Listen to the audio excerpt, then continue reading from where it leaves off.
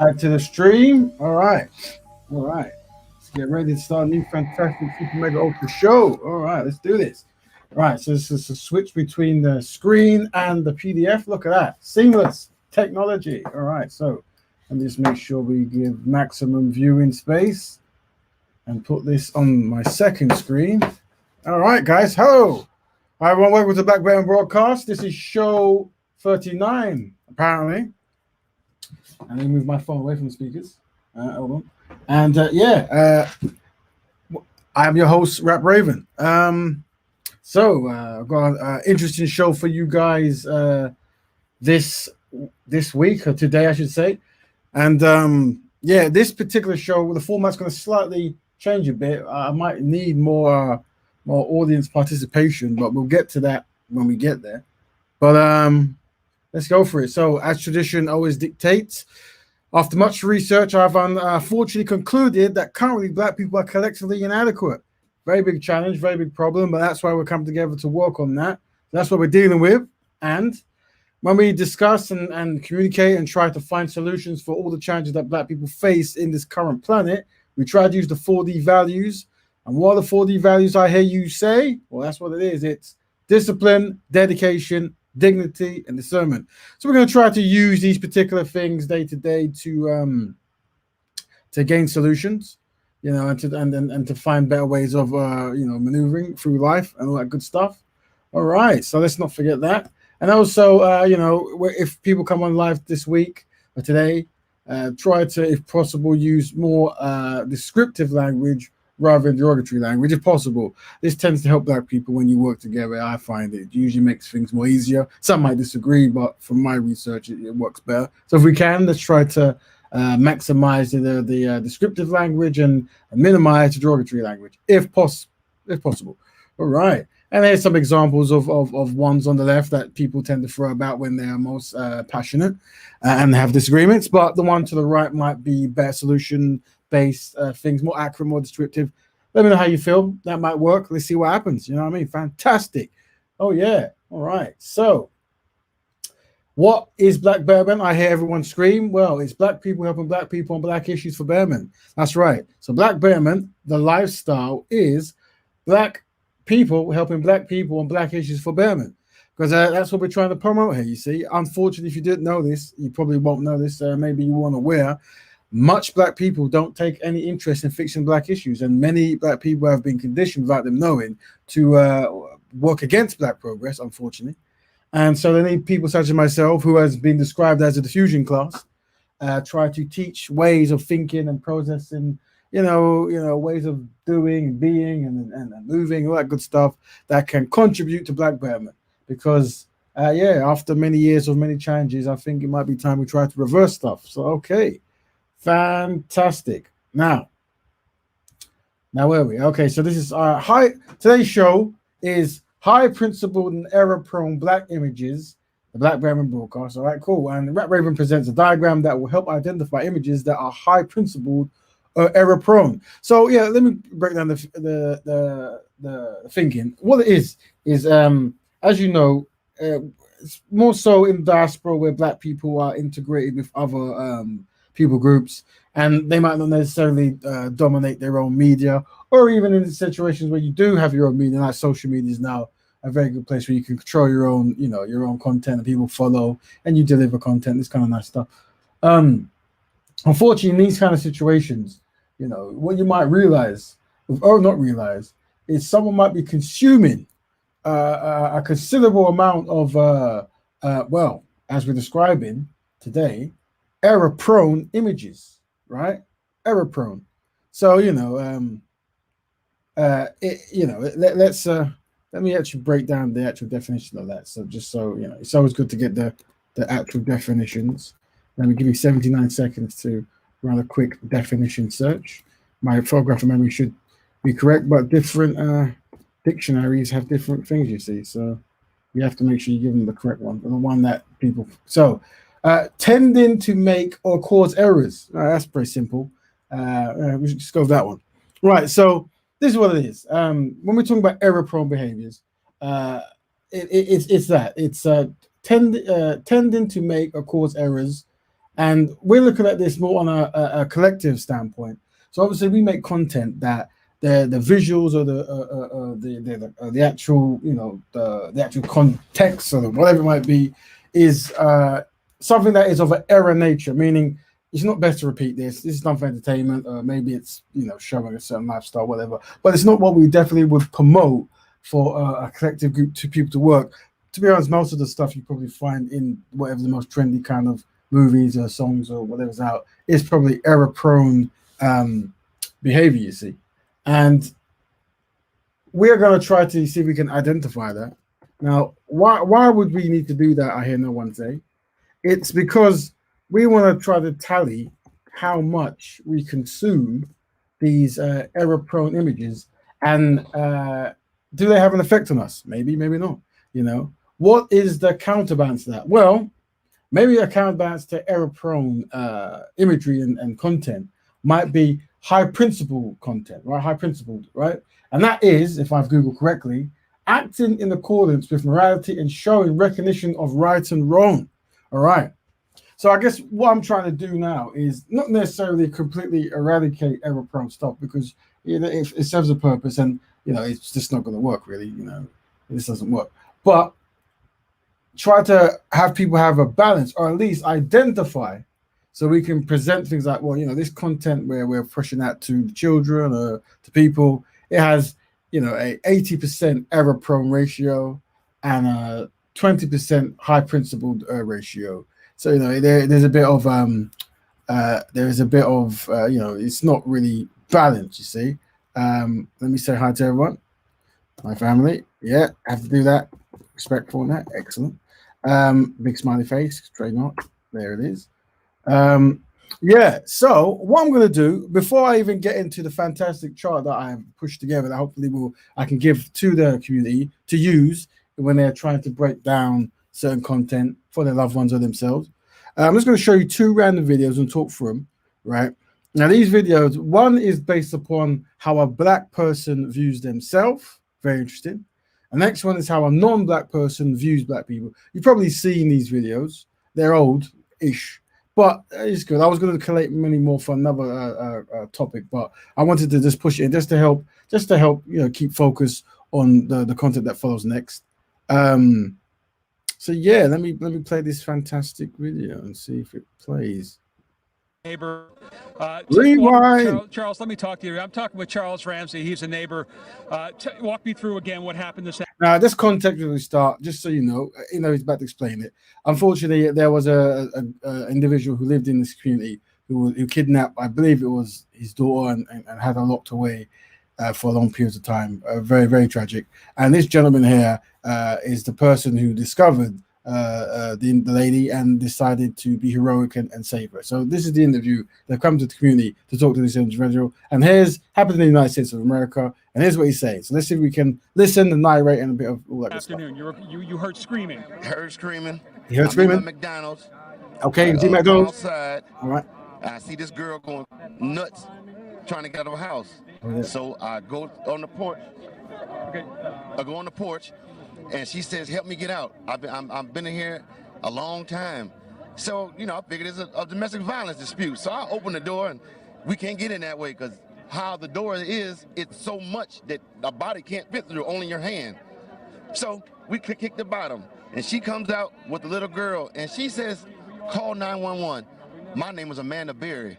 Now, did you know who that was when she said that? When she told me, it didn't register until I got the call in 911. And I'm like, I'm calling the 911 for Amanda Berry? I thought this girl was dead.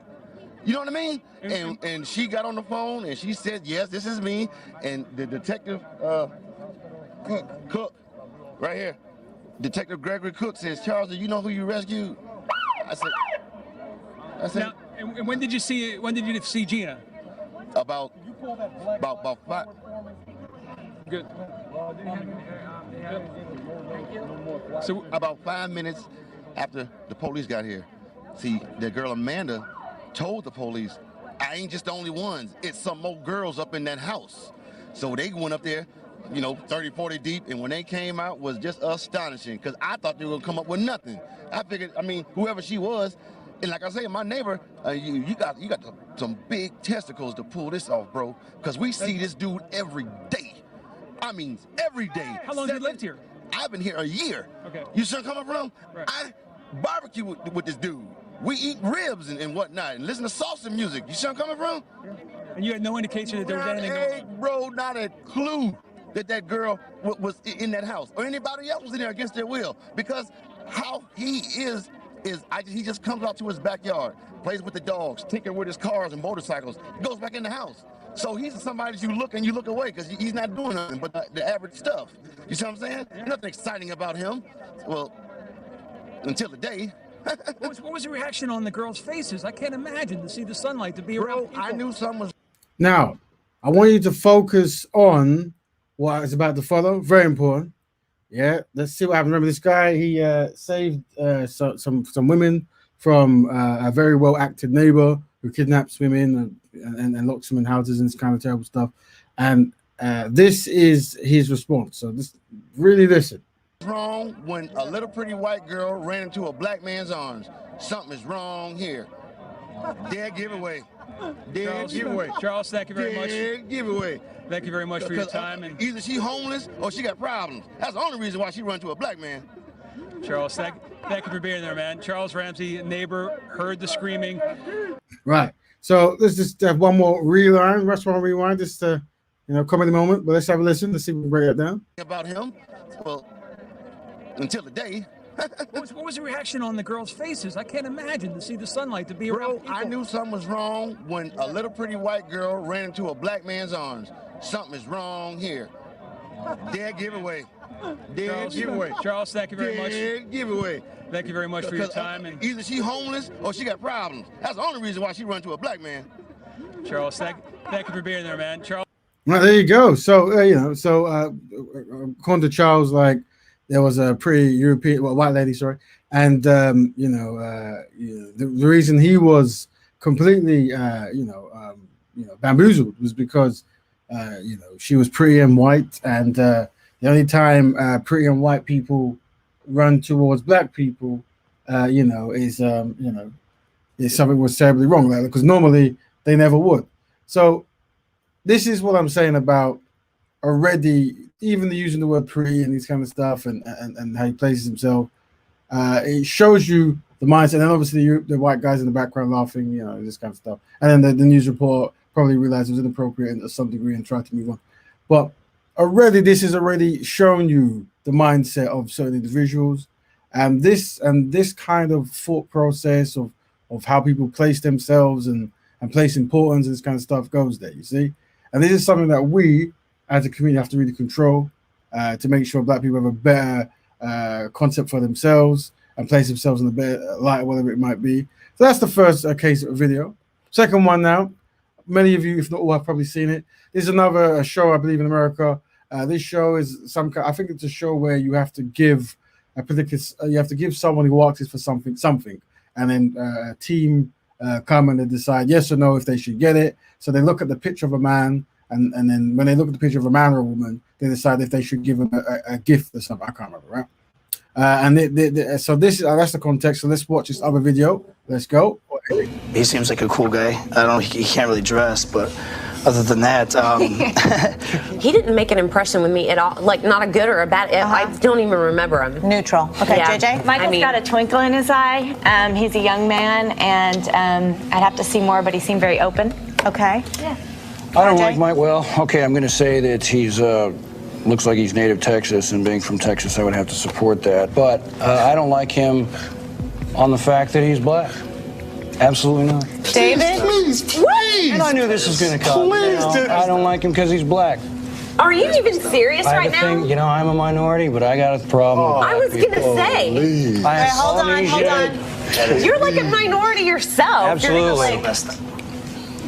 We rode in yesterday together, so I'm to assume, based on what you just said, that you don't like me because I'm black? I'm talking in a general sense here, but the fact is, general sense of how much more general than you can be. Then you're sitting in a car with somebody, you're riding in it. You said it. You opened it up. Am I? You did that. Okay, let me tell you this. You must be out of your. It doesn't matter if we wrote in or not. It doesn't matter. I don't know you from anybody. Okay.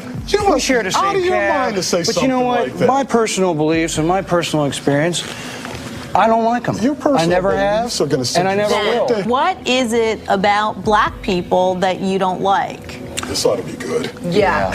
I'm strapping in for this one. Yeah, well, strap tight. You might want to strap me in for this one.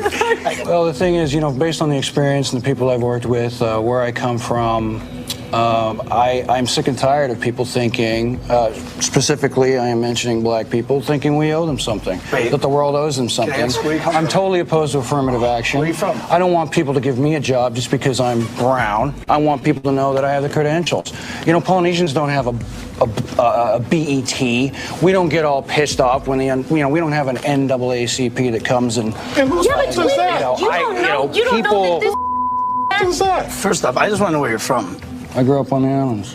Where? Overseas. Overseas, and there's no black people over there? Where overseas? Like what islands? What are you talking Near the Hawaiian Islands. The Polynesian Islands. I'm a Polynesian, yes. When did you come to America? And I live in the South. There are plenty of black people there, and I had quite the opportunity to be able to work with these people. And you know what? I won't. That is so and ill-informed and so stupid. Even if you didn't believe it, do you think I'm going to stand up here and say I'm not going to give some money to somebody because they're white? I mean, some things are better left unsaid. That would be your choice. Rather than have people really realize what an idiot you are. Now, you are. That is just the most stupid thing. And we meet in the car and we say, hey, we're going to be friends after this. Don't take anything personally. I do take that personally. I do think it's offensive. I mean, the only way that we're going to survive as a people is that we work together and we understand that if there's one person that's oppressed, if there's one person that's a judge, and I don't mean as a people as black people, I mean as a people who live here on this earth. If there's one woman that's oppressed, if there's one child that's abused, if there's one person that's discriminated against based on some superficial bull, then we're not going to make it. Get a grip, man, on how the world really works. Okay, really let's stop. Wait. All right, so you saw it there. You saw a brother from the Polynesian island somewhere it was, and he's come to America to live, to find a better place for himself, and he's he's clearly has unfavorable things to talk about the African American community, or just generally black in general. It looks like, and he doesn't seem to care about the history and the interactions. I suspect if he's living there and he hates black people and he's come to the States, he might be white identified.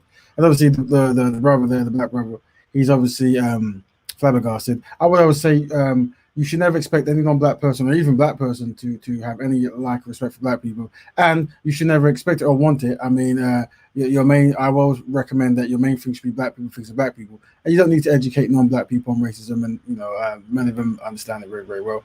He did say something I did actually appreciate, and not that off context, but I think it was the last word that he said.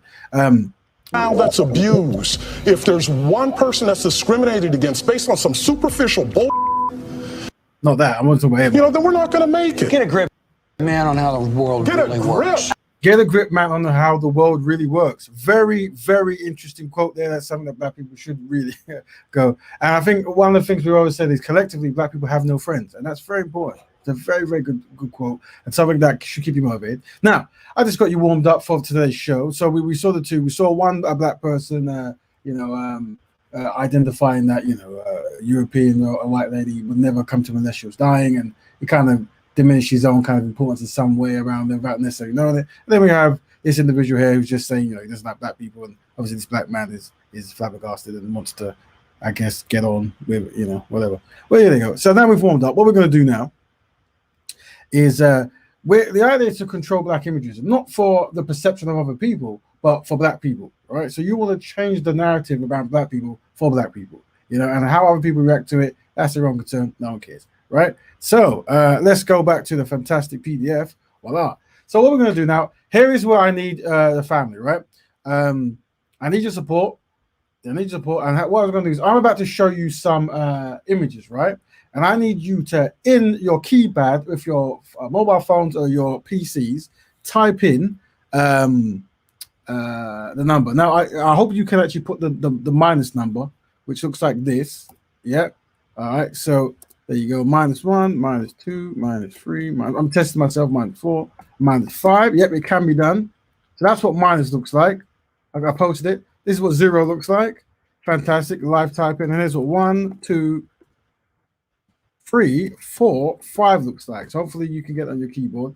Hopefully, if not, just put right minus or whatever. But here's what I'm asking you guys to do. And let's see if you can do it. Let's see if you're listening. Hopefully you guys are not just running around the house, cleaning the house and not looking at the screen. We will need some screen participation very shortly. Voila. So basically, right, here's the grid I've pushed together, right? If you guys have a fantastic screen, HD would be good. Here's what it looks like. On your phone, you can turn it sideways to get maximum space if you're looking. Now, let's break this down so people understand what is Rap Raven trying to achieve here. So basically, on one side, we have high principled, and on one side, we have error prone. I haven't put any titles to say what this is an image of. The idea is you're looking at this image, and what do you reckon this is about? Yeah. And when you've established what this image is about, I'll give no clues if you're above watching at all. You have to find what spectrum is it. Now, 0 meaning it won't have effect on black people. Just normal stuff. It's just it's an image that isn't problematic or isn't great. It's just neutral, right? Or from one spectrum, this side here, it's high principle, meaning this is something that's actually a very, very high principled image. Yeah. Acting in accordance with morality and showing recognition of right and wrong. Yeah. But more so on this one, we're talking about constructive ability, right? Yeah. As in, this is something that is constructive. Yeah. Something that is necessary in the way it's presented. Now, on the other side, you have error prone, and obviously the more extreme is -5, while on the other side is the other side is on 5 and 0. So if you guys are even listening, yeah, and there's people in the live, what do you reckon these images, yeah, would mark this out of 5? Okay, so I'm going to put some of your things. So Sister Shireen, has given 5. So 5. Anyone agree, disagree? Put it in there. Right? Like I said, but first come, first serve. But so far, we're saying as a community, this kind of images in social media or a film or a poster or anything where black people are watching or the world is watching, is this high principled or is this error prone? So far, in this forum, we are saying, okay, so we have 2 5s. Yeah, so far, the community seems to be, oh no, we've got 3 5s. I'm sorry, 5s, that's 3. So unless it's anyone else, that's quite high, that's maximum. So what we're saying to the community is, this particular image, I'm not saying this is the community saying it so far. Remember, you guys, there's 10 people viewing at the moment, so you always have a choice, yeah? But what we're saying thus far, that this image at the moment is a high principled image, and we can now present this in a case like, we want more of this. We're giving this 5. There's no more than 5. So it's like, bing, bing, bing. Excellent. Let me show the support there. You got 5, got 5. All right, there you go. So now that's part 1 done. Unless there's people go, no, actually, it should be a 4 or a 0 or a whatever. Nope, everyone says it's cool. We're going with it. So next picture, what we got? All right, what's this one? What's this a picture of? Is this, like I said, I've given no titles. I'm giving no real clues, but hopefully I can collate a kind of image together, yeah, of what this might be. Some people might draw something from it, some people might not. But this kind of image, yeah, if you had to give it, what is this a highly principled? What I'm going to do for those who are cleaning the house, I'll try to artistically describe what's happening. So, there's pictures of black women holding their on their hair, looking somewhat infused. There's an argument between one of them. There's one person where it looks quite enraged, and behind there is an exploding car. And then there's a slightly well-dressed elderly lady with her eye kind of like looking at the side or something. Right. All right. So just so the family knows, at the moment we have a -4. So this particular image, at the moment, I'm going to put that in your thing there. We have a -4. You see, at this particular image, right? -4. So that means that the community. Oh, we got 2 -4s. We got 2 -4s in the community.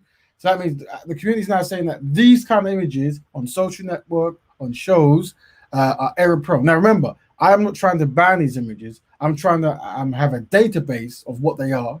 So when we watch certain things, we can get a tally of how much we're getting, right? Just because there's obviously when you consume stuff, it might affect the back of your mind without you knowing, and it might affect your day and your week and your year, and it might, as years go by, collate you to saying certain things that we saw on the first two videos, which I suspect those who come late won't see. So I show them as time progresses. But let's see. So far, we have 4. We have -4. So if -4, if people are content with -4 in these images, I'm going to say that the community have said -4, right? So that's what it is. I hope my description for those who haven't got a decent screen, maybe a small screen that's falling apart, can't see it. I understand hard times, so we won't complain. But for those who have HD, you can see it better. But I'll try to describe, I'll try to articulate. Some people might be on the train with headphones, that kind of stuff. Welcome if you are. Trying to make you learn as you travel. Fantastic. Now, round 3. Let's see what round 3 is saying. All right. Okay, this could be a controversial one. Might be made confused, but I shall explain it. Some really, I guess, sassy-looking sisters. One of them has a sign saying "Strong, Independent Black Woman." Okay. The one in the middle is a strong, independent Black woman who don't need no man. Interesting. And then another is a T-shirt saying "I'm a strong, independent Black woman." Now, there's no context. There's no right or wrong. There is just, there is no title to help sway the mind. In the community, is this error prone? If it is, how much? Is it high principled? Is it 0? It could be just neutral. It is what it is. Or maybe this is something that is good for the community. This kind of like, don't need a man. And it's very challenging because, and let me say something. This show is all about community and communication. And sometimes people see things. Let me just see if I can find my link. Give me 79 seconds. Sometimes there's very not conflicting ideas, but certain contextual ideas as well. And sometimes, so what you guys might want to do is you might go, what? Actually, it's worth this and that, but I need to articulate. So if anyone wants, by all means, the people can drop in and drop out just for each round. If anyone wants to jump in just to express why they might struggle to give this a grade, or the context that might make it much more complex, because one of the values, as we all know, is discernment, and discernment is breaking down information that's a bit more complex and looking at it from more angles, really fine tune it. So if anyone wants to jump on and just explain the image, which is 3 images, one says strong, independent Black woman, one strong, independent Black woman who don't need a man, and the other is just a T-shirt saying strong Black woman, whatever. Right? So obviously there's a theme here. Now this theme is either very good, very bad, not so good, or not so bad, or just neutral, it's okay. Or maybe there needs to be a context. But so far, family, it looks like you guys are watching it and no one can actually give it a rate. So if you can't rate it, jump in, you just click. You see, that's how fantastic the show is. You press click and then you're there. Voila. It's like Aladdin's lamp and those kind of fantastic things that we don't have in the reality, but you can here. You click. But if not, we're going to say that on this concept of Black women, a strong, independent Black woman who don't need no man. Good stuff. Is that right for the community? Is that individual thing? Is that a part of individualism or collectivism? We don't know. We're going to discuss it tonight. But if your family are having challenges and no one's going to jump on and break down, ask questions, then we're going to have to put a stop on this round and come back to it. So I'm seeing no responses here. I'm seeing okay. We've actually pushed them. We actually have a response. And we have a -1. So this is it is error prone, but it's not too error prone. It's not neutral, but it's not error prone. So let me just push that so the family can see. Voila. Okay. And what's this one here? Let's break this one down because it's either a 3 or a 0 or a -2. Now see that sounds like discernment there. That sounds like context and intelligentness. Now, if you would like to jump and explain that, it can literally be 4 seconds and you jump out. That's fine. You don't have to, but there will always be an option for the family to jump in to explain their numbers if they feel it's necessary, especially if you throw multiple numbers, because obviously not everything exists in a void. There is complexity and differentness and obviously context, and that good stuff. But so far, looking at the ratio of the two we've got, I would say the community is saying that this kind of imagery is round about I say that's like neutral now. I'm saying really in between the two scores there, you're looking at neutral or maybe a -1. I don't know. It's interesting. All right, well, cool. We'll come back. Oh, there we go. This one is very complex for me. Now, sister, I suspect, especially for the sisters in the community, this is very complex. And I suspect this is also one that we should be having a talk about, because when things become complex, we have to unravel them. We have to make them make sense. Because if they don't make sense, then usually it's confusion. Which confusion is never usually good, as far as I believe, if I'm not confused. So we definitely have to unravel that. Now, no one's clicking in the group, so we can move on. We're going to move on now, but maybe at the end people can jump in, and if they can remember. My memory is not so good, so I usually forget after slide 3, but we'll carry on. So right now, this one is variable. It is not as synchronized as the others, so I'm now making a note that we need to tackle this issue, because the other ones, bam, bam, bam, everyone, boom, made sense. This one, not so much. Let's move on. All right, cool. What's this one here? Yeah, I think we need to unwrap. You're right, right. Now, here's, okay, so let me describe. This one, there are black individuals, males and females, eating what you could describe as maybe fast food. Very enjoying it, very having a good time. The fast food looks quite extremely big in some of them. I suspect that a certain level health might be an issue in some of these images. The assumption might be, but generally, is this kind of stuff? Is this neutral? Maybe just mad. Oh, okay. So someone, just so you know, family, we try to narrate in this fantastic image I'm trying to describe for the people who refuse to look at screens.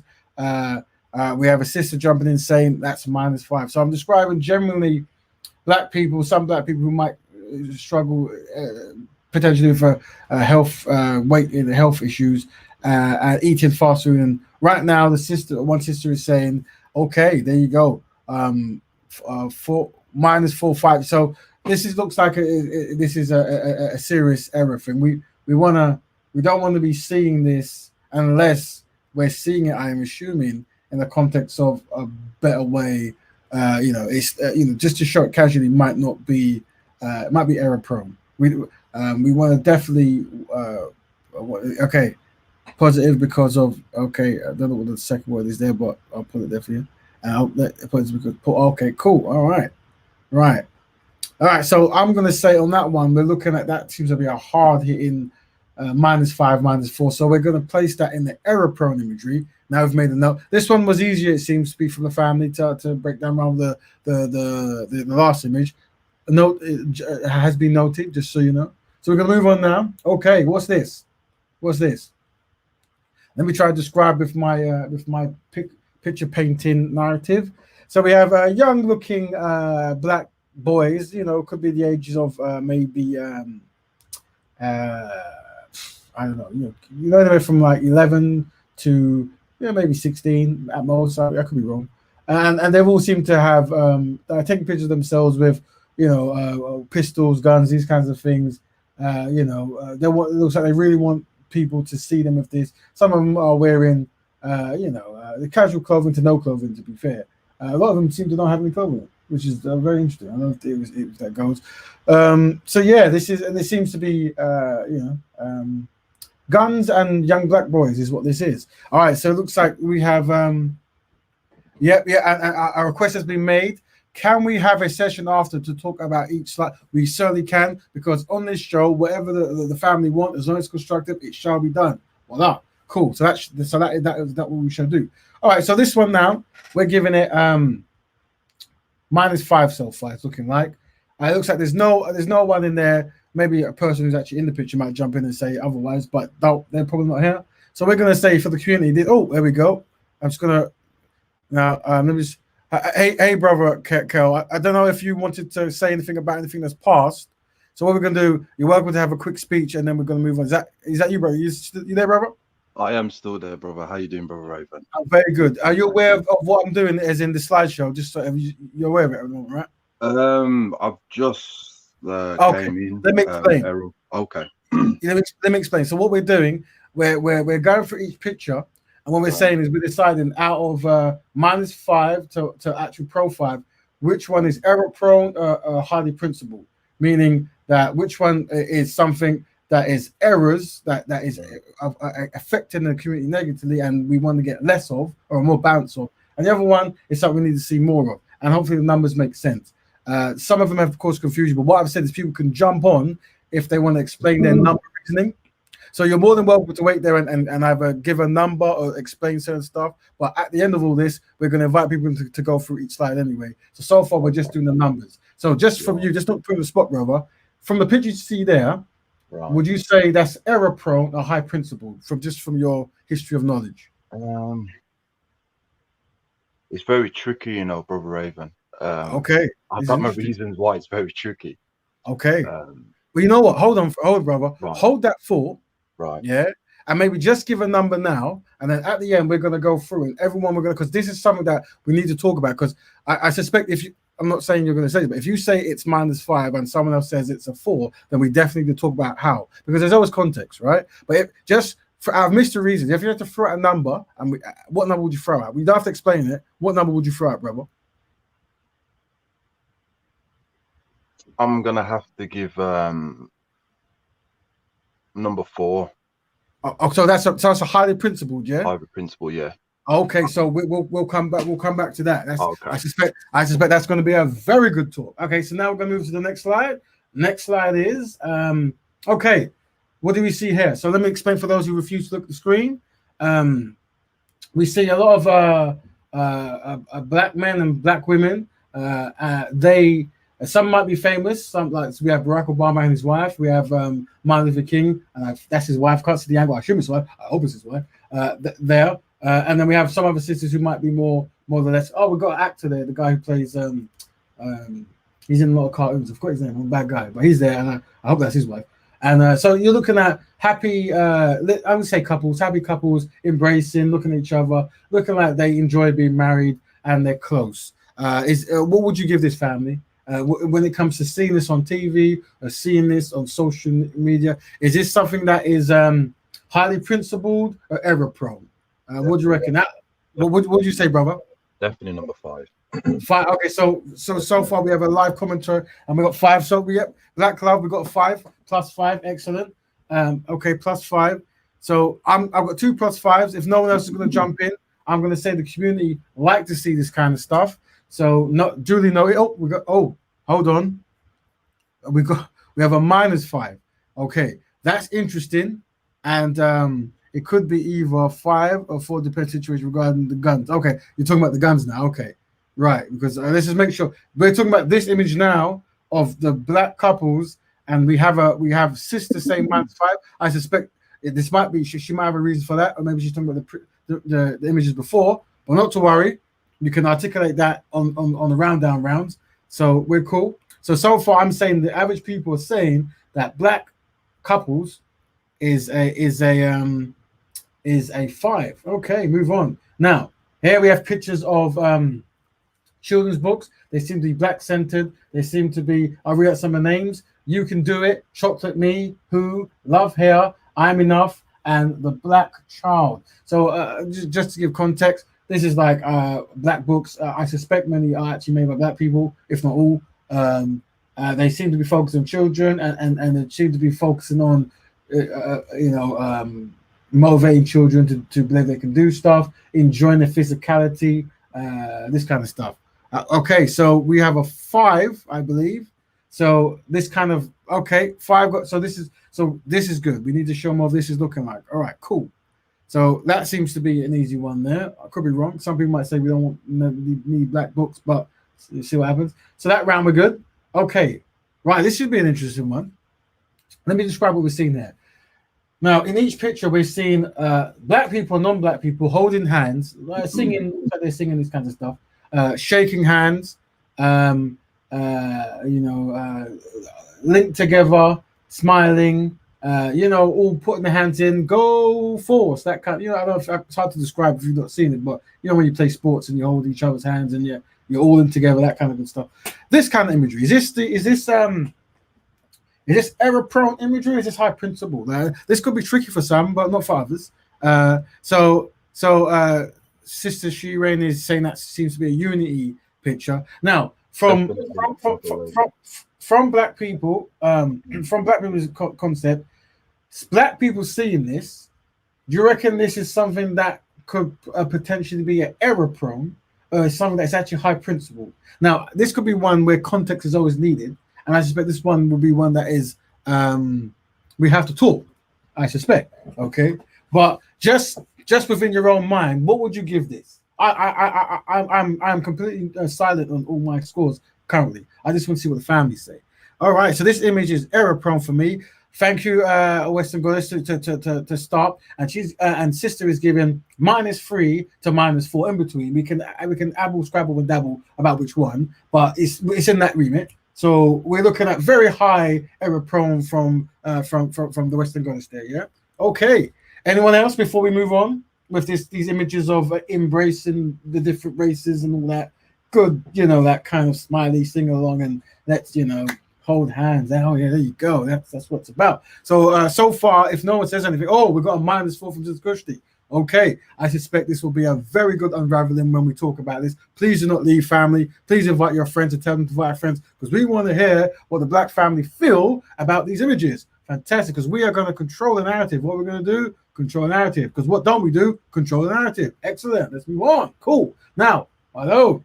Now move on to the next image, everyone. Now, just for you to describe, you're looking at a very tight, loose fitting women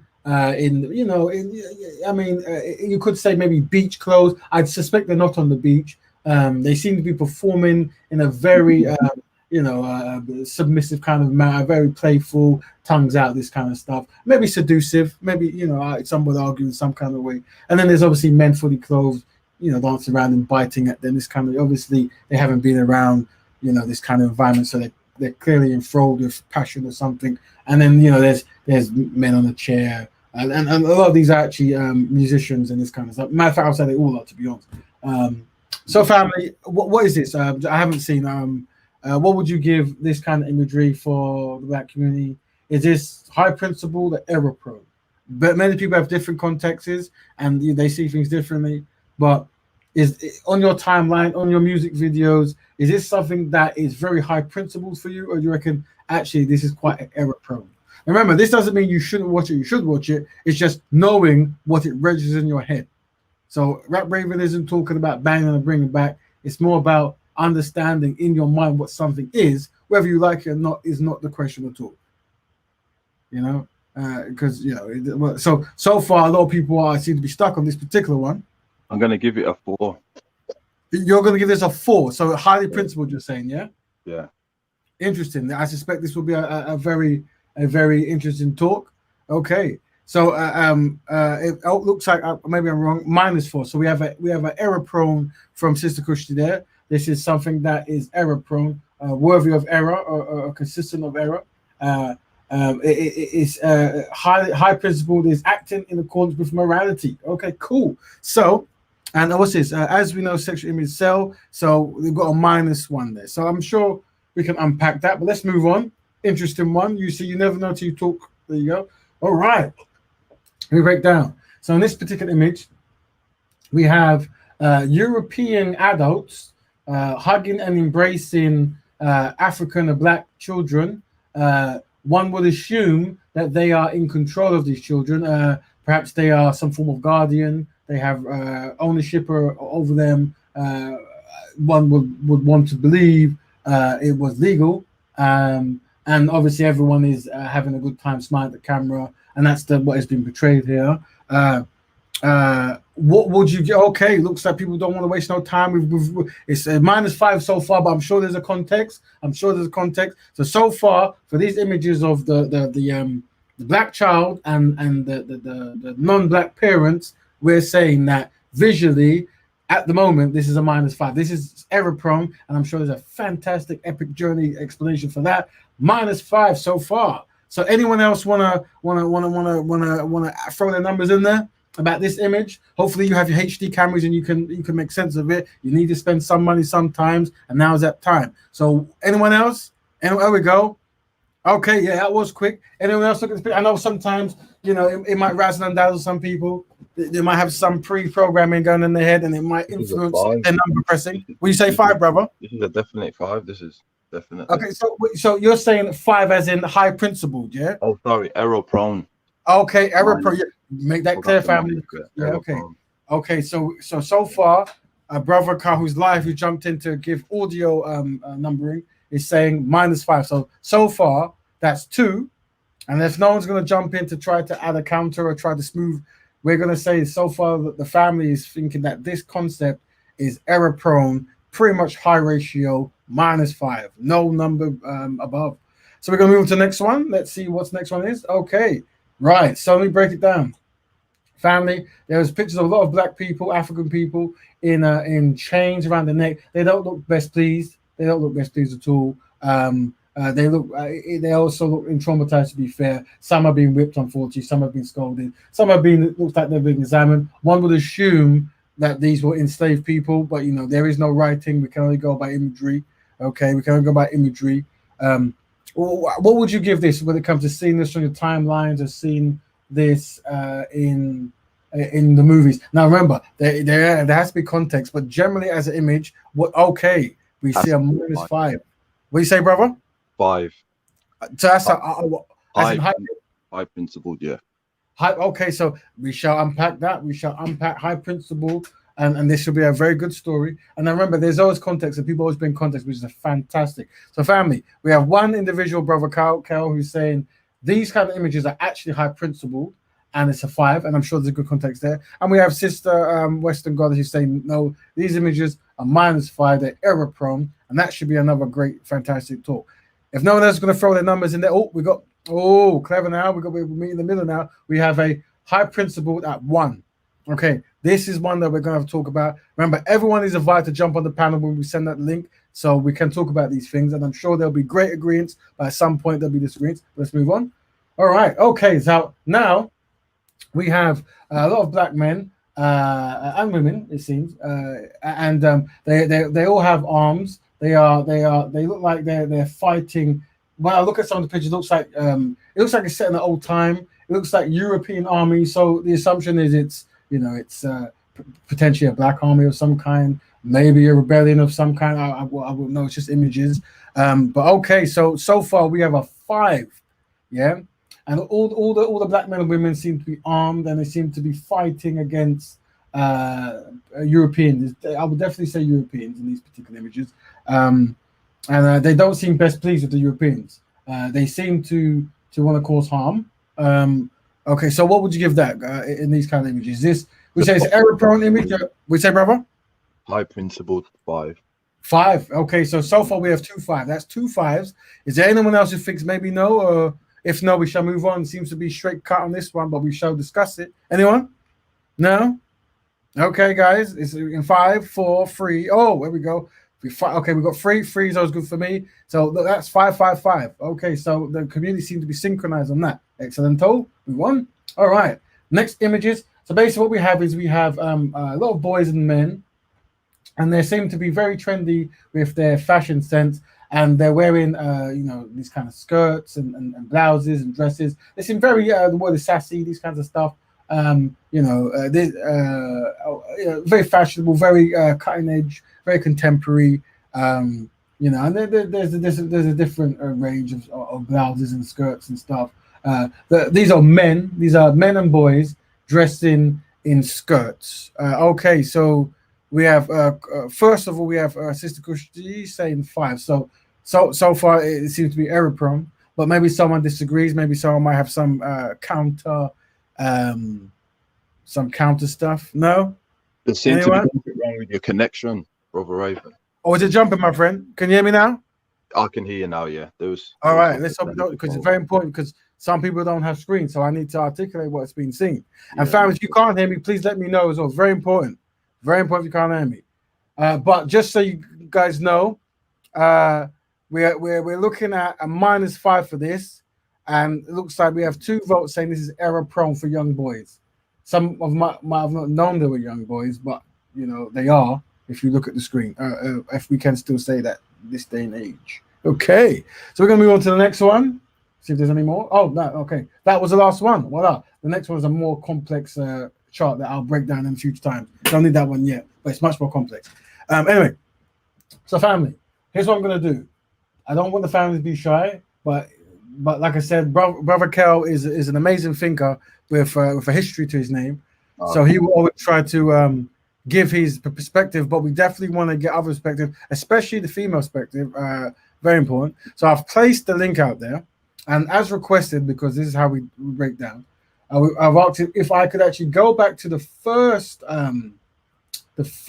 slide and go through so everyone can explain their rationale behind. Now, as we are waiting for families to jump in, we're going to play the original stream video of the brother who rescued a white lady from being kidnapped, and how he described her and how he described himself. Let's listen to that while you guys are clicking on the link, which I haven't posted yet, have I? Did I post it? Oh, there it is. Voila. All right, cool. And let's just say, so while you guys are getting ready to press on that fantastic button, let's watch that one more time. The neighbor heard the screaming. Let's go. Charles, Rewind. let me talk to you. I'm talking with Charles Ramsey. He's a neighbor. Walk me through again what happened this afternoon. You heard screaming. Heard screaming. I meet my McDonald's. I come outside. I see this girl going nuts, trying to get out of her house. So I go on the porch. Okay. I go on the porch, and she says, "Help me get out. I've been in here a long time."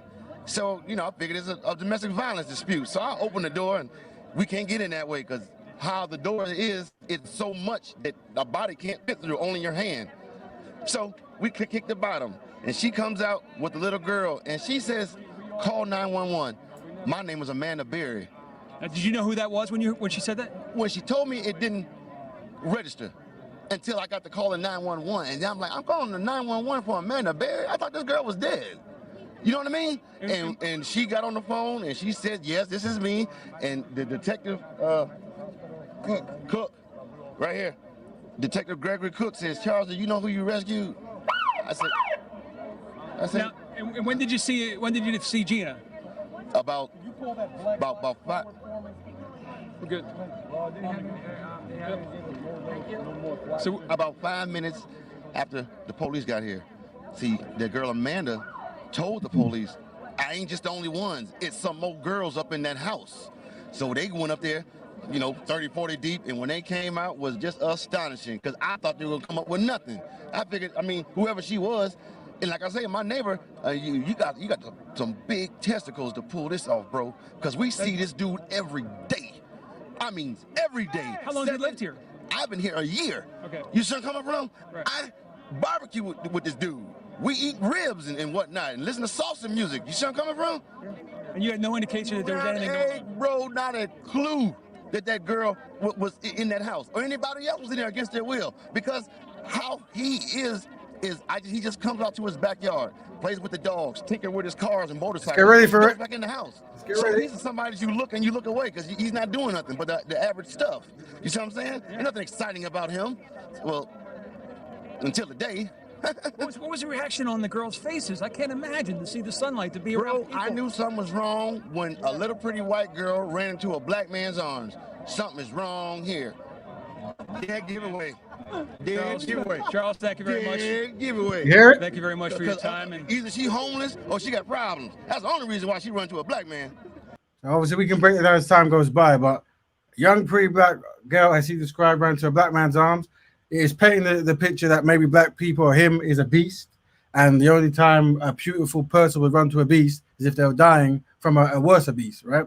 But either way, something has obviously the guy will explain himself, but something has conditioned many black people to think in a similar way, and to even when they think they're joking and they say so much about how they feel. And we definitely want to try to create situations where black people do not think this way and do not place themselves beneath anyone, even in these remarkable situations. But we shall move on. Now, family, I've given the link. So, and we have two fantastic guests. We have Western Goddess, of course, always a great guest, and obviously Brother Kel. Welcome, sister. Welcome, Raymond. Good to have me. Thank you. You're always Can you welcome, hear man. me? Yeah, we can hear Yeah. you. Now, what we're going to That's do, the link is still there, and others can join in. And it's good that we have a male and female perspective. But everyone has to. Very interesting. So I've been asked to go through these and maybe quickly break down between now for the live guests how much you would give it and maybe why. Yeah, because obviously context is important. So starting with ladies first. Here's the first image. With these images now, which is men with children smiling, raising, teaching. What would you give this? This image. This image, yeah, is a very high principled image for me. Yeah. Um, to me, it these images show a man being a very hands-on father to Okay. his family, to his children.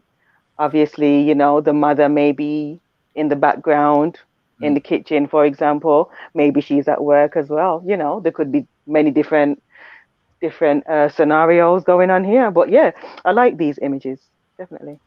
Excellent. Thank you. Great perspective. Brother Kel, would you like to add your 10 pence piece on this one? No, the sister, she nailed it on the head. Right. Definitely. Nice. Okay. Yeah. Thank you very much. So it seems like this one, when we did the first run, we got the same kind of response. If anyone else would like to jump in and add a 10 pence piece, they're welcome. But if not, we shall move on. Remember, everyone's always welcome on this show. So move on to the next image. Next image is this one. Okay. Give it time to break down. But basically, like I said, we have black females looking very distressed, very furious, very ferocious, screaming at people, clicking fingers, cars exploding in the background, side-eyeing. Something must be amiss here. We don't know what it is. But this kind of imagery, what would you give it? What would you give it? Last time we started with Western Goddess, so let us give her time to think while Brother Kel. Brother Kel, what would you give this? How do you break this down? I would definitely give it a 5 of high principle. Explain that for us. Explain that for us. And the reason why is that the black woman globally, she should be angry with the situation that she's been placed in by her community and also white supremacy. If the black woman does not show these face expressions or show behavior of disgust and hurt and anger, how she's not being looked after economically, protected economically, sorry, and also how she's been placed in a masculine role and not being allowed to be feminine. If she doesn't do these things, that's insanity in itself. So definitely it's high principled for me in regards to let the world know, especially the African man, that we're not happy and you need to do something about it.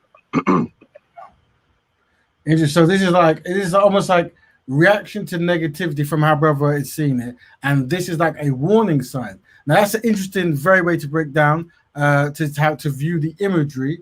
Sister Western Goddess, remember your opinion matters. How do you break this down? How do you break this imagery down? I mean, as a female, obviously, I'm a bit torn with this one. And although I agree with the brother Kale's perspective on this one, I'm thinking the sisters in particular, the two images on the right hand side where they've got their hands on their heads, and you know they almost look very distressed and things. Those two images, they don't look very, how can I put it, very pleasing to my sort of to my understanding. To me, those images, yeah, they almost look like the woman has given up, if that makes sense. And I don't mean that in a bad way, obviously. You know, we go through, as women, we go through a lot of stresses in life. And like I said, the brother Kale had a very good comment when he said the black woman is then obviously showing signs of not being looked after. That's very true. However, I feel as though the woman, especially the black woman, does need to show a lot more understanding and strength when it comes to not being looked after. Yeah. Right. Does that make sense? Yeah. I'm getting you, sister. So one thing I would say is, if the images are showing distress, and obviously there's a purpose there, and that distress is making the person feel a certain way, then at least within the images, context within the images, the causation is error prone because no one wants to feel stress, I'm assuming. Right? No, of course, yeah, that's right. Yeah. So like, yeah, like I said, I was torn, but I'm more towards like the minus. I would say I'm in the middle really, but when I look at it more, I'd probably say like -1. Yeah. So let me break it down. Let me break it down for the family even more. When you're watching a film and you're watching your social media, when you see an image and the image is of a woman, a black woman looking like this, with no context. Yeah. Is that something that you feel is high principle, or do you feel it's something that might be slightly error prone? Does this paint Not this? high principled for me, nah. Not high principled. Okay. No, The not at all. reason why I said high principle, Brother Raven, right, is Go that ahead. all due respect to you, you're mentioning films, right? I'm looking at it from every single day, right? Is Yeah. that you and I know, and the rest of we know that our community, right, is not getting it.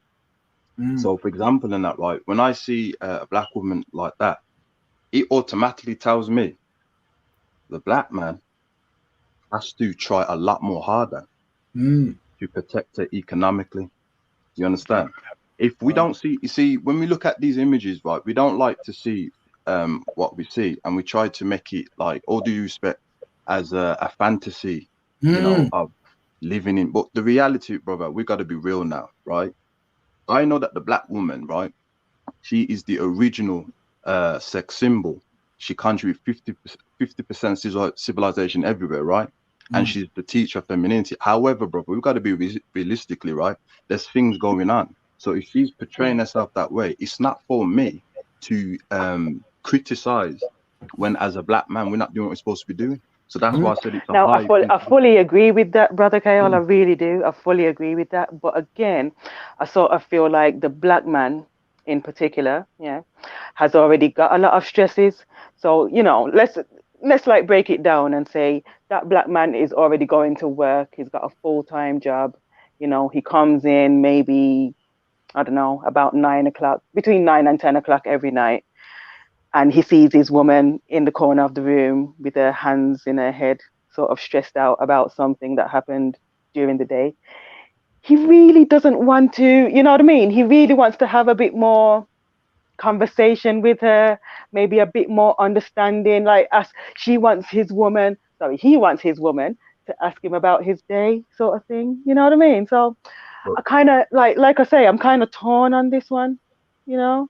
And I don't want to make it out like the black man has like all this weight on his shoulders to obviously cater to the woman 24/7.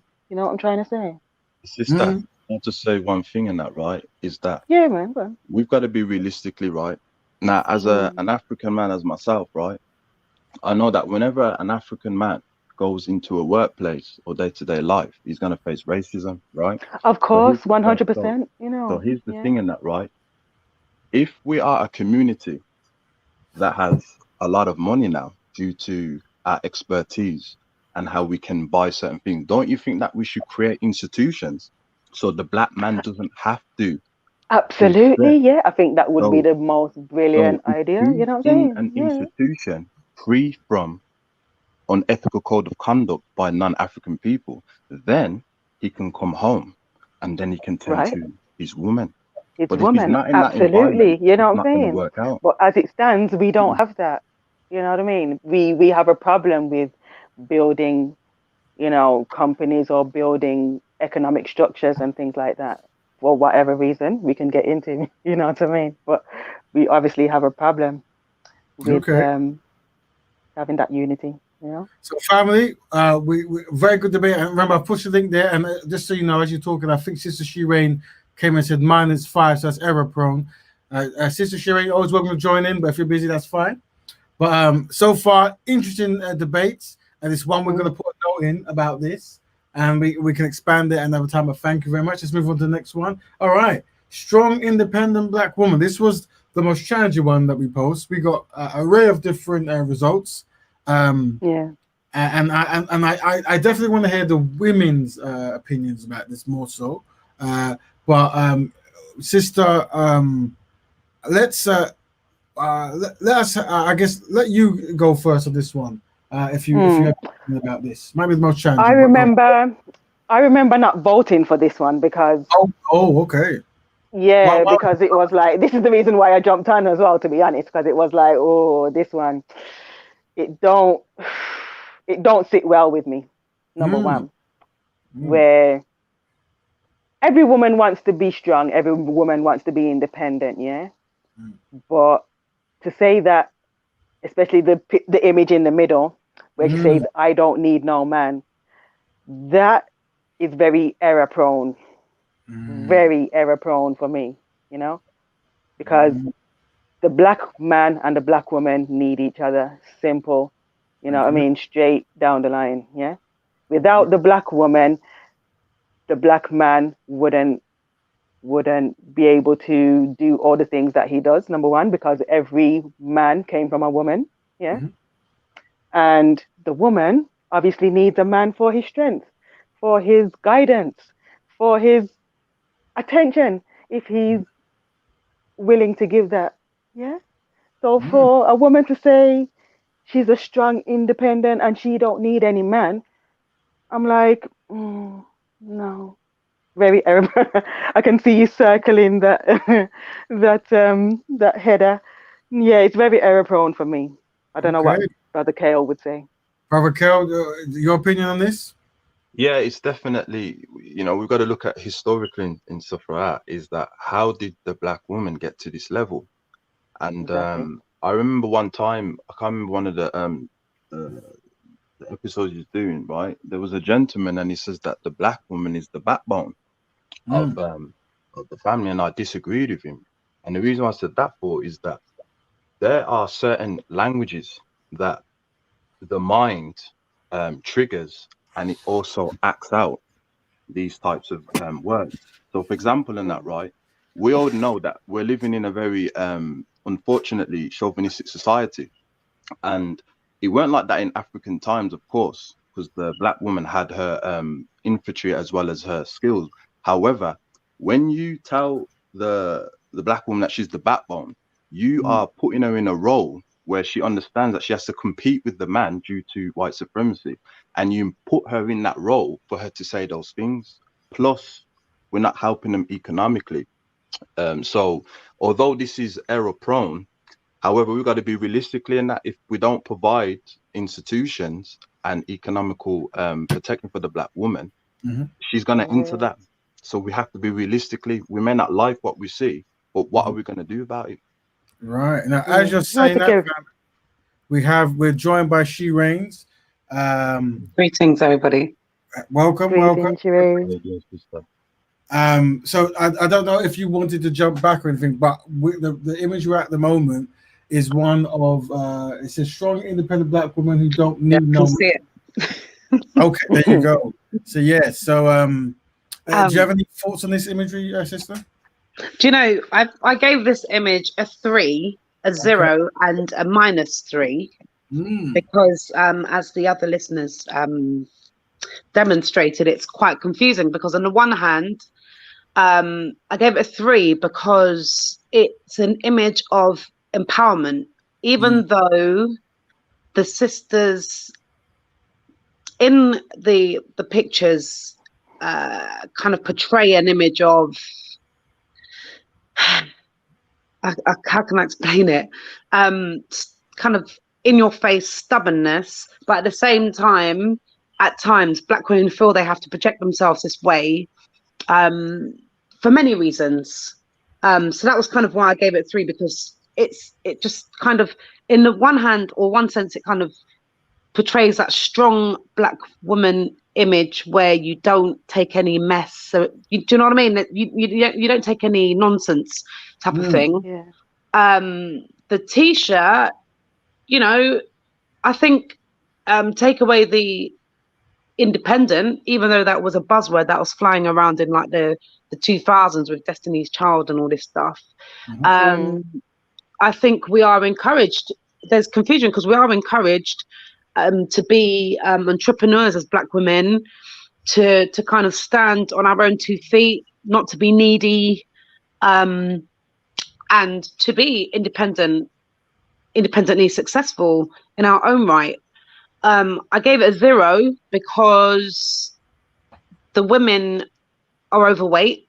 Sorry to say, and they kind of have the mammy factor attached to the image. Yes, as well. Particularly the one in the middle. Yeah, that image in the middle. She looks very, I would say, like boisterous a little bit.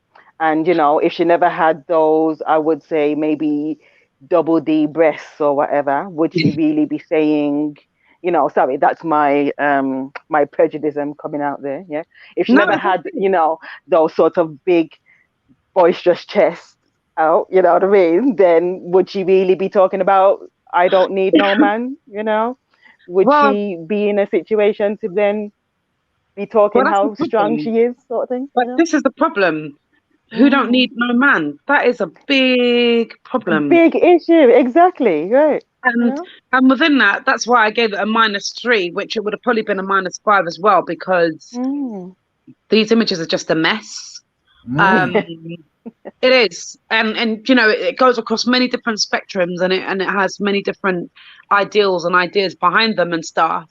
But these images, in the one sense, portray the strength that we need to fight white supremacy, to fight prejudice, to fight institutional racism, to step out of our houses on a daily basis, and where we're confronted with so much prejudice, unconscious biases, etc.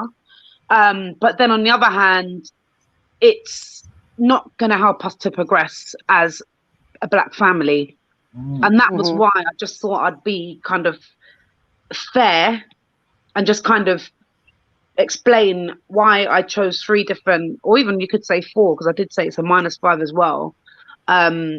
Because obviously iconography is extremely important, and that's the basis of your show tonight. Maybe 20 years ago, I might have, kind of thought, oh yeah, these images are empowering. But today, no. For me personally, it doesn't work. It does not work at all, and it doesn't really show our strength. It kind of shows stubbornness, the non-ability to bend. It just has a lot of negatives attached to them, and also it's not so much the big boobs, it's the fact that they're just unfit. Yeah, it's like you can have big boobs, the clothing but, doesn't really if you're not fit, or you don't look good, or because some large ladies are fit, but they don't portray and images. it's all about the size that you wear. I mean, your personal size doesn't bother me, but the actual size of the clothing that you wear will obviously show a better image of you than trying to wear something that's 2 sizes too small that would maybe fit, I don't know, a woman in her 20s perhaps, you know what I mean? So it's like, for me, it just it doesn't give out the right message, especially that image in the middle. The other 2 I can work with, but that image in the middle, they don't instill, to me, the image of partnership, of unity, of wanting to work with the Black man, exactly, wanting to have Black betterment or whatever. It's kind of can I say not subjective, it's the opposite of subjective. And I just, and also I've got, I don't know, I'll be blatant, I've got issues with false hair. So for me, they don't do anything for me.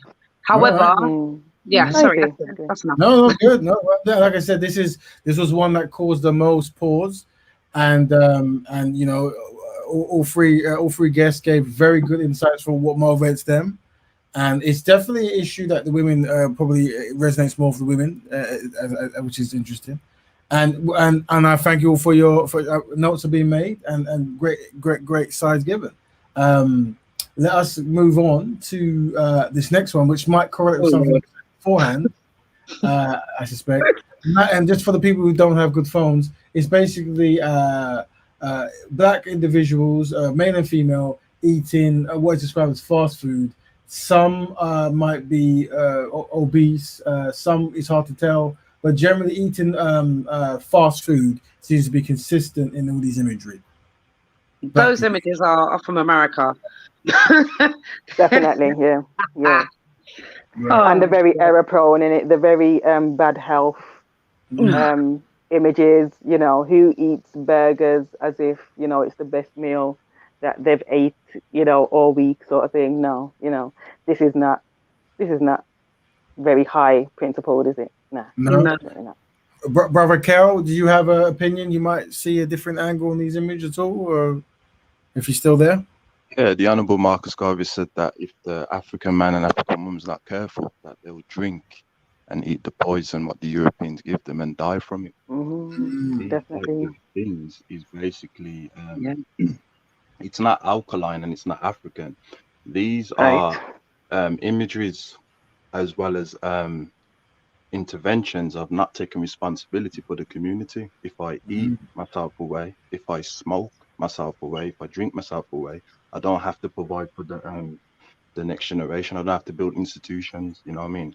This can kill me, so I don't have to take responsibility. So all these things are interventions to prevent you from taking responsibility to build up the community. But sorry, Brother Curl, excuse me if I'm wrong. An intervention, is that not an act that is used to curtail an action? Or not to curtail an action, but to kind of, assess an action and to look for improvements within that. Please correct me if I'm wrong.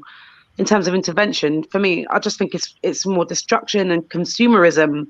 It portrays the image of just consummation and gluttony. And Gluttony, that's the word I was thinking of, yes. Yeah, and the loss of definitely. self-care, the loss of self-identity, the loss of self-realization. Because if you look at the first and the third image, there's no control. There's no control. They've lost their way. And they're quite proudly consuming this junk with no what's the word, safety latches attached to it. They're just so self-consumed in their own gluttony that for me it's a worry.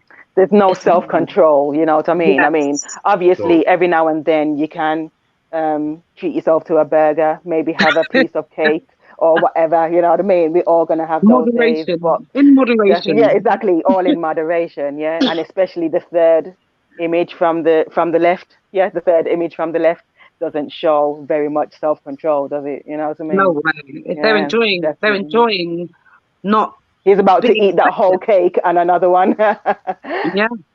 Yeah, you know. And to see like a black woman in this state is not positive. It's not good at all. Of course. And I'm not a skinny sister, but I do keep fit, and I do most of the time watch what I eat, because I'll be honest. You eat right. Yeah, I mean, you eat like home cooked fresh food. You know what I mean? Right. So you're not gonna be as, overweight as these images. Well, my sister, as I was saying before, is that these types of behaviors, right? If you look at it carefully, can we afford to be overeating when we are definitely at war? not? Can we afford to be, having, recreational drugs in the situation that we're in? We can't. So that's why I was saying that these things, right? It's a prevention of taking responsibility, and that's why I use the word intervention, because it prevents, it delays for you to take the responsibility what you really need to be doing. That's to build up the communities.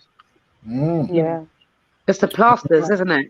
These are just whether it's because, as African people, our melanin allows us to absorb. We absorb. So when we participate in addictive tendencies or addictive practices, our recovery is a lot harder than other races.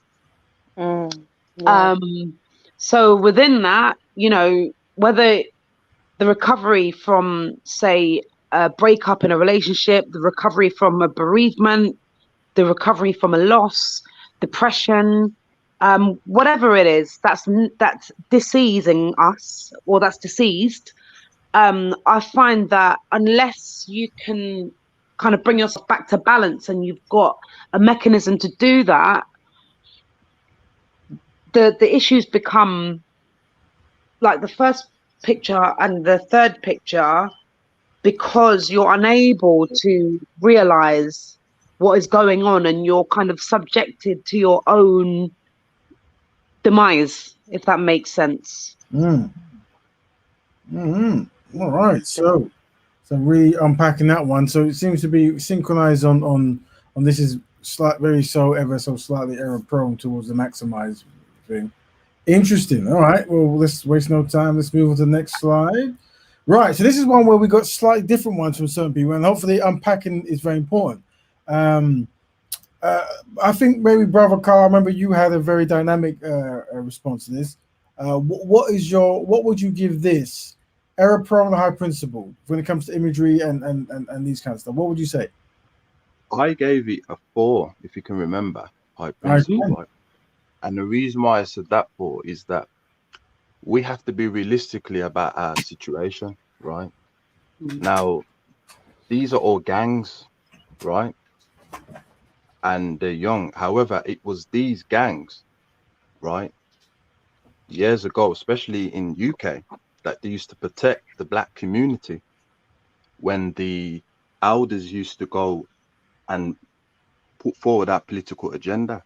You see, we can look and say, oh, they got guns and stuff like that, but there will come a time where the gangs, where everyone keeps putting down the youths who are not doing anything for them, they keep to label them, that these youths, if you organize them, right, they could protect the ones who are going to politicize for our agenda. That's the reality of it. This is why the gangs have all been, divided, because these gangs, and I know very well, because my parents and my grandparents and that in this country and that when they were doing activism stuff, right, it was the gang that was protecting them. So that's why I put it as 4. If it could just be Pan-Africanized the way it was in like the 50s and the 60s and 70s before all this control, then the gang can definitely could be high principled. Can I just say though, this type of gang practice was more developed around gangster rap from the images that I see. This is kind of more a kind of 1980s, kind of late 80s into 90s type of gang projection that because I'm being subjective here, so that's kind of what I see here, and the images aren't very clear, so it's kind of hard to it's difficult to really analyze what's going on in these pictures. But to me, they are a bit confusing. Yeah, because the top right had the guy's pointing a gun in the other guy's face. Is that right? And the one next to it at the top are guys just kind of with their guns, just kind of, carelessly posing up and stuff like that. So, and this is the thing where subjectivity in iconography is a personal thing, because to me, it's like, it's more of a 90s thing, this gangster rap. It ain't a Sugar Hill thing. This is kind of bad boy, Miami, Brooklyn kind of, Crips and Bloods type of image to me. And they aren't really, they weren't there to protect the community. They were there more to kind of protect, the narcotics agenda and money-making agenda of that time. But Sister Rain, before the 80s, right, the gangs were having afros and suits. Before that, they were wearing dungarees. I hear where you're coming from about like the era, but the whole concept of it is, it doesn't matter what era it is, there's gangs. The police are a gang. You understand? Labour, Conservative, they're all gangs. Indeed. They do exactly the same thing. The only difference that they do in that is that they organize themselves to not be destructive. These kids and what we're seeing in this image and in general and stuff, right, believe it or not, that there was a time where they were very organized and they used to protect the political freedom fighters in the UK. I know this very well. So that's what I'm saying. It's like, although it seems that they're holding guns, right, but we got to be realistically and stuff, right? The majority of the youth, right, especially the elders, have abandoned them from teaching them activism. This is why they end up in this way. We forgot about them and stuff, right? So these imageries, we can say, oh, it's error prone, right? But at the same time, what are we going to do about it? I know that these kids in the past and vice versa, they used to protect the black. I know this very well. They used to protect the black community, stuff, right?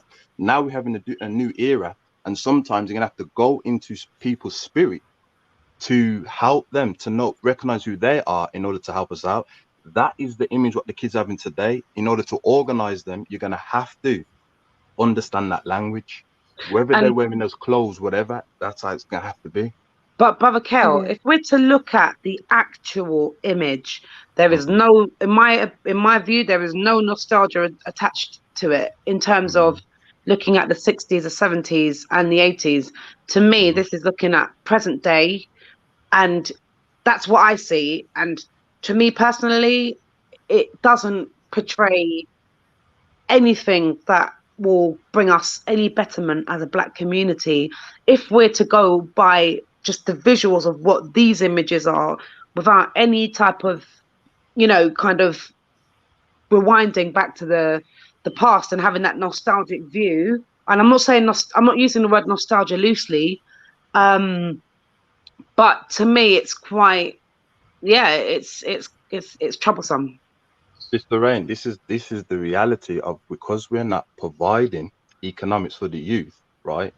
This is the reality of it. This is why I was saying, like, for me, sister, and this is no disrespect to anyone here, I Mm-hmm. like to be in reality, because I know when it comes to us as a people and that, we're very idealistic about our reality, and also very emotional, right?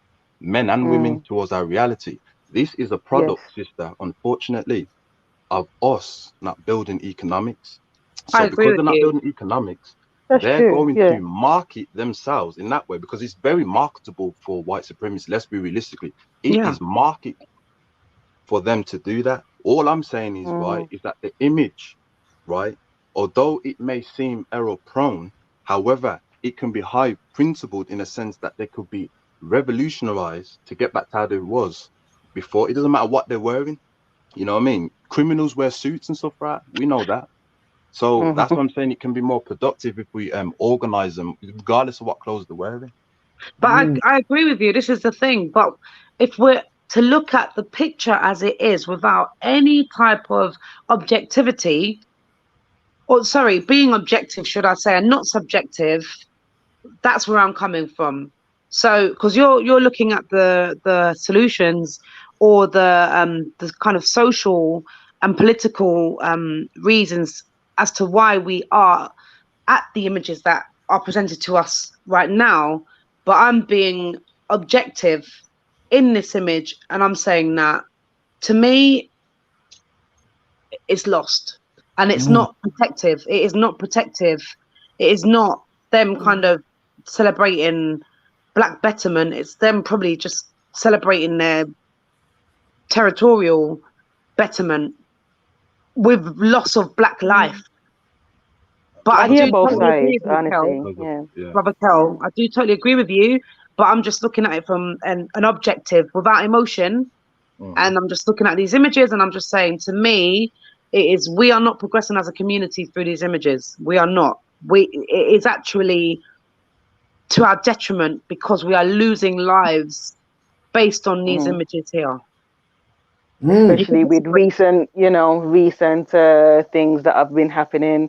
Obviously, one being what happened in Hyde Park a couple of days ago. Yeah. These images are not really going to help our mental state, are they really? You know what I mean? We're losing the brightest, youngest minds out here. Yeah. You know what I mean? And it's all because of maybe what we can see on our screens now. Interesting. Thank I you, don't family. know. Once again, a great Mm, discussion, great breakdown. Everyone comes from a good angle. Some is futurologists of what it could be, how you could utilize these situations for somewhere. Others is looking more of a symbolic, just this on the timeline, just seeing this isn't promoting any kind of betterment. Excellent breakdown. It's definitely notes that we should be taking for future shows because I'm yeah. making notes of the ones that people are really not synchronized on, or maybe synchronized in different avenues. And these are definitely ones we want to unpack because we generally, as a community, want to know what we feel is error prone and what we feel is high principled. We generally want to have understand. And I guess one thing we want to do is definitely do what Brother Carl does, as in have a reason why things are having a future solution for them and how we can change pain into power. But at the same time, we have to also do what Sister She Range is doing in the sense of these images in isolation that are seen. If you're at a party or you're with your grandma, with your kids, and this is coming on in certain capacity, when you look at these images, do you get a high principle motivation, or do you get error pro motivation? Because that's what we're gonna have to work on when it comes to controlling narrative and controlling media. But let's move on to the next one. Thank you, family. Very good insights. All right, next one. This one was pretty straightforward, I think, but I could be mistaken. Just to describe, we have what we'll assume is black couples potentially married, and they're embracing, hugging, kissing, look generally like having a good time, a fun, cozy kind of interactions. Shall we say, let's Brother Cal maybe start for this one, and then just jump off. What would you give this one, Brother Cal? I'm gonna give it high principle, brother. This, is the symbol that needs to be projected and advertised on TV. This is what we need to see on the TV because everything's propaganda. We don't know if they're Pan-Africanized because just because you see a black couple, it don't mean that they're Pan-Africanized, However, the symbol of it, this needs to be projected on our black media, our advertisements. It always needs to be showing this from a symbolic way. This is definitely a 5 high principle. Thank you, brother. Sisters, your opinions? Yeah, I mean, obviously high principled again.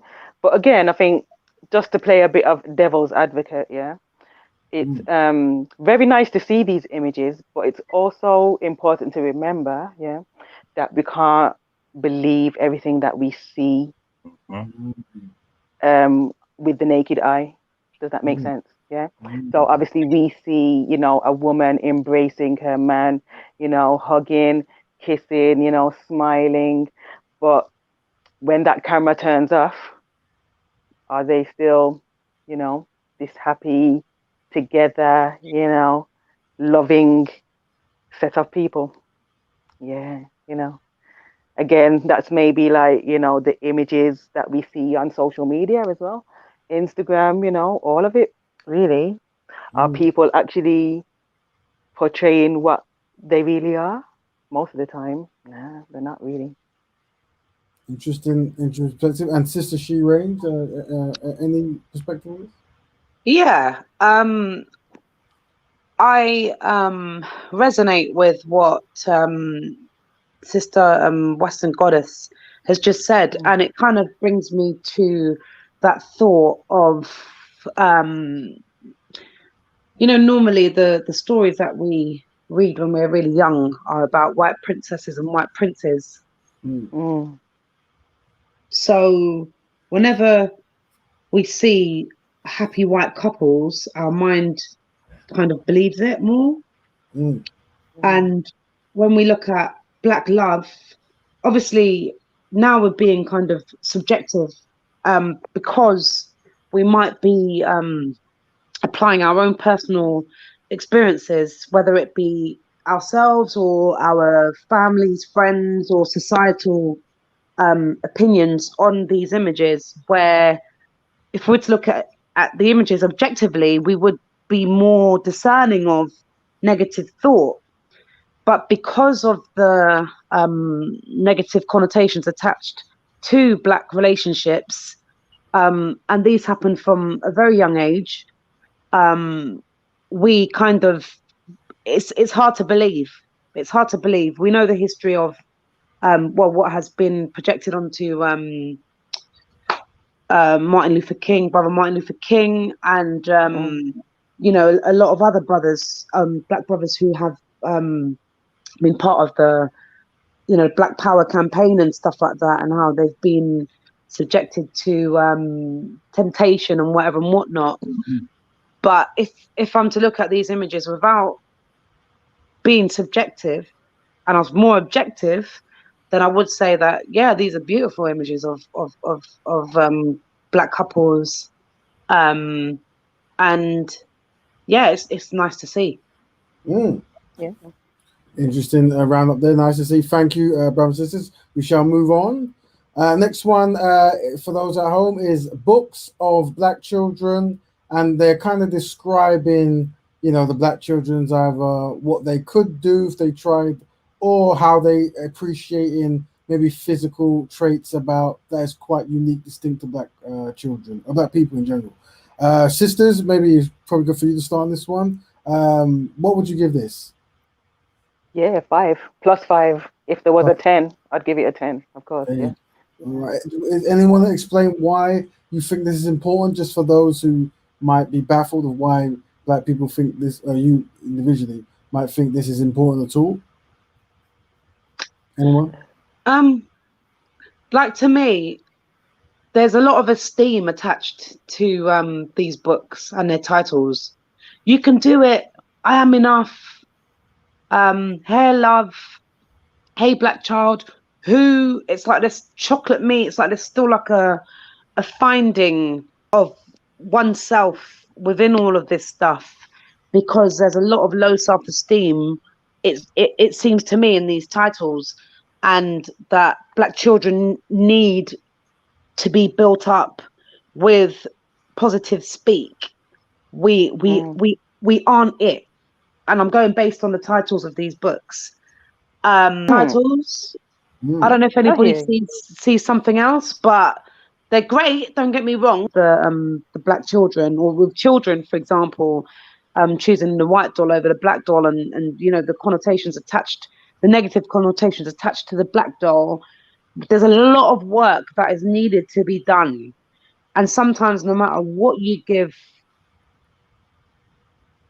there's always a lot of work that needs to be done if the environment isn't, because it's all about environment.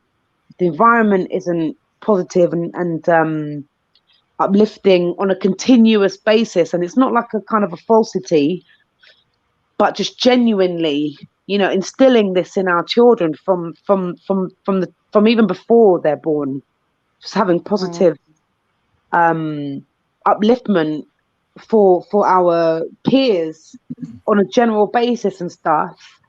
To me, there's still a lot of work to be done.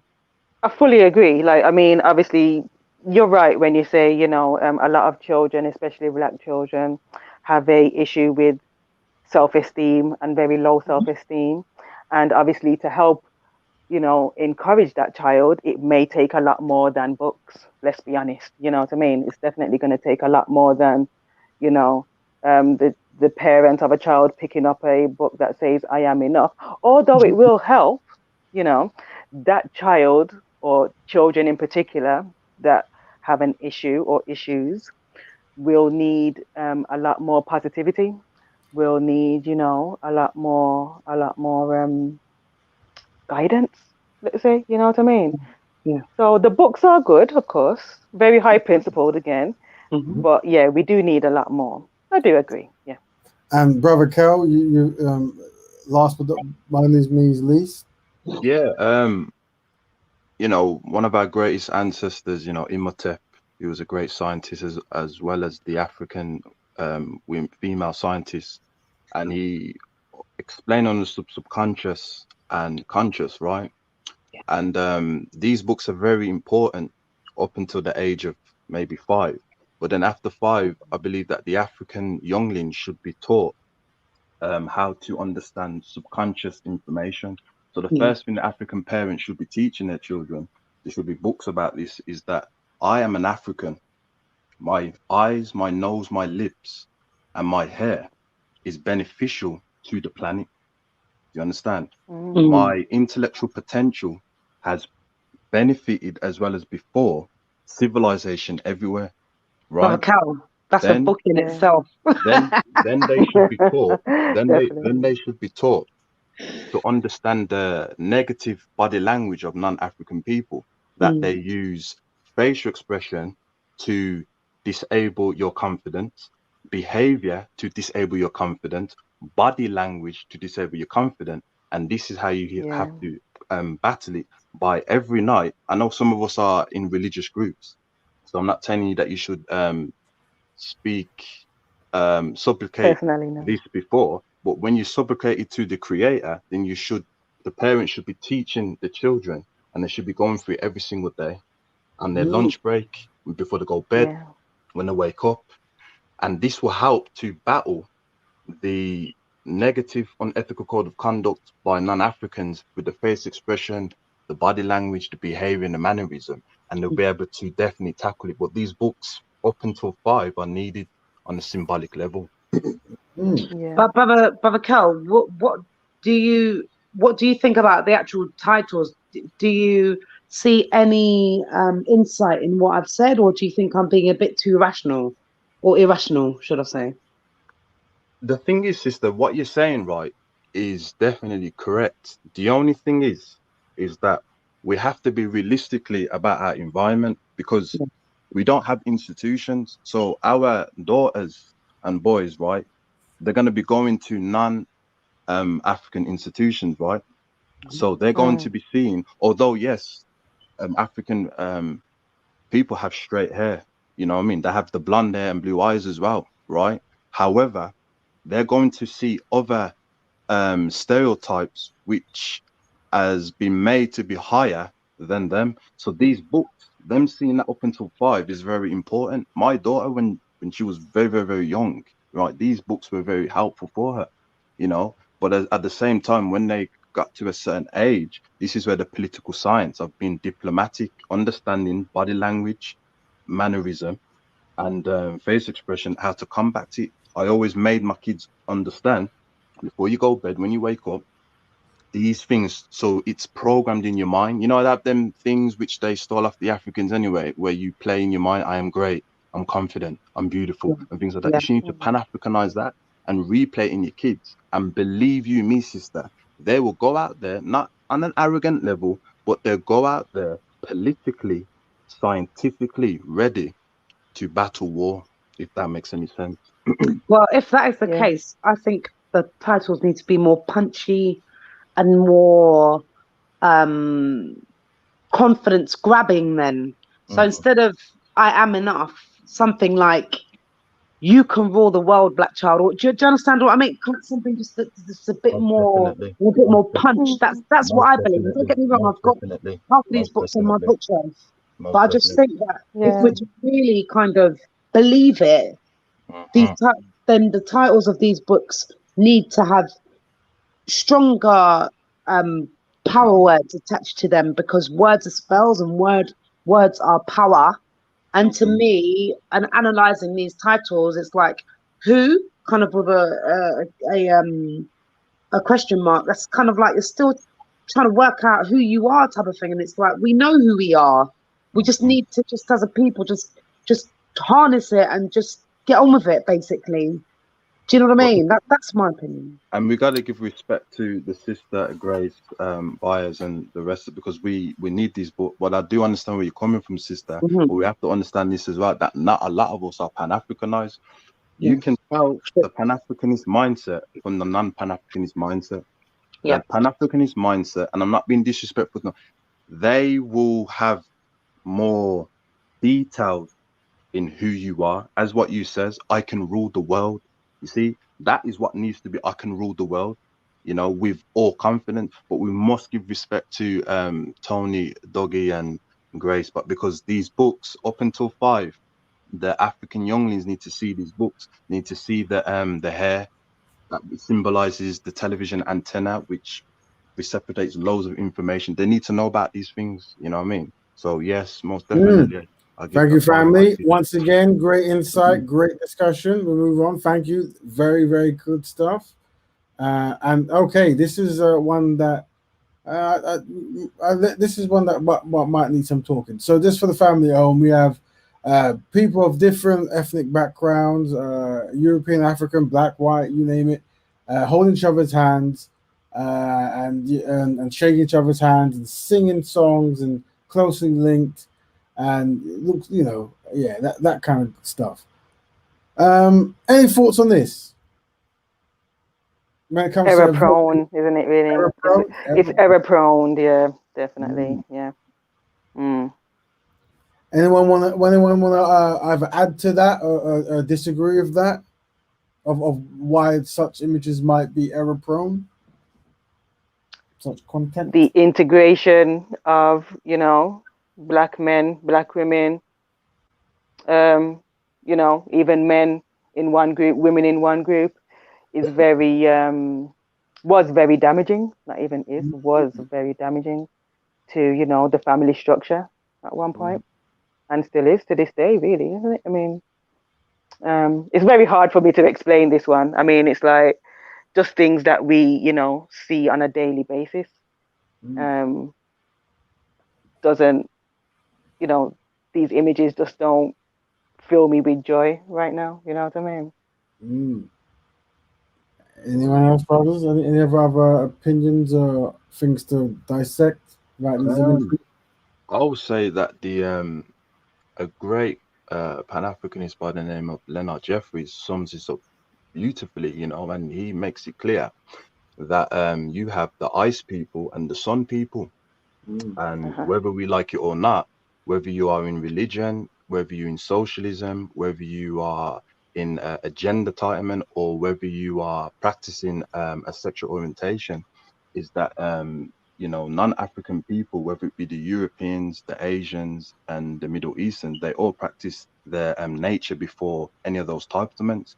So to have this image, what it does to the African mind is that it destabilizes it to make the Africans believe that, oh, if I practice the entitlement first before my nature and stuff, right, then things will be okay. But the only thing is that because in political science, that because the non-Africans have basically enhanced dopamines into African people by making them idealistic and very emotional, is that they can be amongst us and still practice their unethical code of conduct while we're thinking that we have changed. So this is definitely the African younglings need to understand, that you need to understand the difference between nationalism. You've got the nationalism where you believe in independent of your nation, which is nothing wrong with that. And you've got the nationalism where you believe that your nation is better than others. All non-African people practice the second one, whereas African people, we want to practice the first one. So this is definitely a reform, most definitely. Very interesting. This is a topic I will be covering more, expand upon this imagery, and it is the concept of what does the, you know, solidarity imagery and holding hands and singing songs and campfires and this kind of stuff, what does that do to Africans and black people? Does it make the community more active, and or does it actually at some point uphold a certain kind of subservient nature and a shift of emphasis? And from my observation, it seems that you know, too many people are quick to push forward this kind of image, and this for me is black people relieving power before they've earned it and controlled it, and once again, these kind of tools historically seem to be used to push a different agenda, and this is the lesson I get. But once again, these are images, and people have their own different stuff, but this will be definitely a show I'll be running in the future. This kind of unity, photo op, black people loving everyone and everyone loving black people. Yeah, it's something that we have to unravel. And it's hopefully a psychological training I'm going to try to push forward of how best to approach this topic. Interesting. So let's move on to the next one, I suspect. Okay, so this one got quite different responses. And for those at home, it's basically, you know, many of the musical videos you see nowadays of the R&B and the rap and this kind of stuff, and of you know, women revealing a lot, very sassy. I don't know what the name is, you would say, and obviously the men around them enjoying the company and this kind of stuff, and you know, grinding on each other in this capacity. But I think we got kind of mixed results for this one. So anyone want to jump in on their opinions? Gangster rap. Yeah, I'm a 90s girl. I love my R&B. I love, you know, well, to be honest, I think as I've gone through like the journey of like really delving into the annals of history, should I say, annals of history, my attachment to like 90s R&B and rap and stuff, it kind of it has lessened, and the nostalgia that I used to have attached to it as well is not as forthcoming or as, you know, satisfying as it might have been, you know, say 20-15 years ago. So I kind of look at these images and I'm just like, here we go. Yeah, I just think that if we are secure, we don't need to do all these things. But we're insecure as Black women and as Black men. So we always have to kind of overdo it, if that makes sense, to be noticed. And I just feel that it's a celebration of you know, for the Black woman, you know, their bodily structures and stuff, but at the same time the sexualization that comes attached to it has been a detriment to Black women as a 360-degree circle. And I think that it is problematic because as you get older, well, for some anyway, and the more you understand where we're at as, you know, Black populace globally or diaspora, these images are a waste of time, really, because it does not aid our betterment at all. It actually it aids in our demise, and it increases the negative stereotypes and conscious biases that people have against us as Black women and Black men. And there are also negative connotations or words that are attached to this, to the Black male and the Black female. And yeah, I think it just doesn't portray us in a positive light. And that's me being objective and non-emotional looking at these pictures. Anyone else? Agreed. Okay, brother Kel, disagree, agree? I gave this a 4 high principled. I'm going to explain myself why. Please do. The Honourable Marcus Garvey, right? He says that you have to market your product back to Black people, right? Now, when you see these imageries and things like that, as provocative as it may be, but we have to look on the flip side, that these individuals are in this situation because we as a people are not Pan-Africanized using Black Betterment to build institutions for the rest of us. So when you're in a situation where your people are disorganized and you have to try and get out of a situation, right? You have to market to get out. Now, the only thing is why I give this a 4 again is that unfortunately, Brother Raven, and you'll know about this, this is economics, sex, women, drug sales. Now, I disagree with them in the wrong way. However, if this is going to be used, right, to fund the Black community as what Tyler Perry did, although I don't agree with what he did, but he used Medea, right, to diffuse white supremacy because they need us to always be in a low position, and then came up with some positive stuff. If it can be flipped that way and the money's used to build up the community, this can be high pitch, because until we get it together, Brother Raven, right, we're going to have to market these things. You understand? As provocative as it may be, it's economics. If it just channeled in the correct way, it can build up the communities. So let me add. I'm silent most on this, but let me add certain kind of ideas that civic resonates everyone. One of the goals I'm trying to deliver to the community is not to either do or not do something, but to have an idea in your mind whether the visuals and the base of what you're doing is error prone or high principle. So in sense, you could split things down even on a micro level where, yes, you could look at something and go, okay, this, me slapping another Black woman's buttocks, whatever, on a show, in a certain kind of way and doing it consistently and only having women in the video looking this kind of way and not showing any other kind of aspect of it. This is quite error prone thing. Now you could say a high principle is the money made from it is pushed into a school, which it probably isn't. But let's say that was the case. Then I understand that. That's fine, right? But knowing that the visuals is error prone is valuable. And if you do it or don't do that, that isn't my concern. It's knowing. So knowing what you do and the outcome of it is important.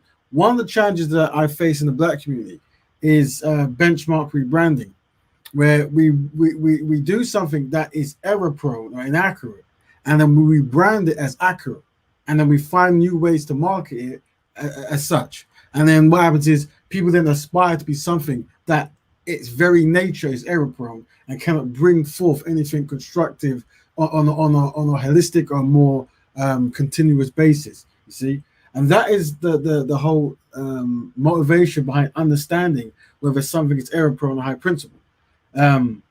So that's the angle I come from. Every example you gave is good, family, and it's good to hear people's perspective.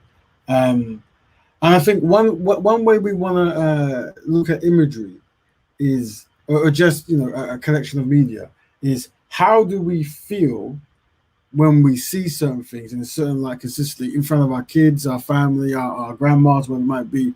Like, what does it evoke? What is this stuff that you're proud to show, that it shows something, something that you try to hide?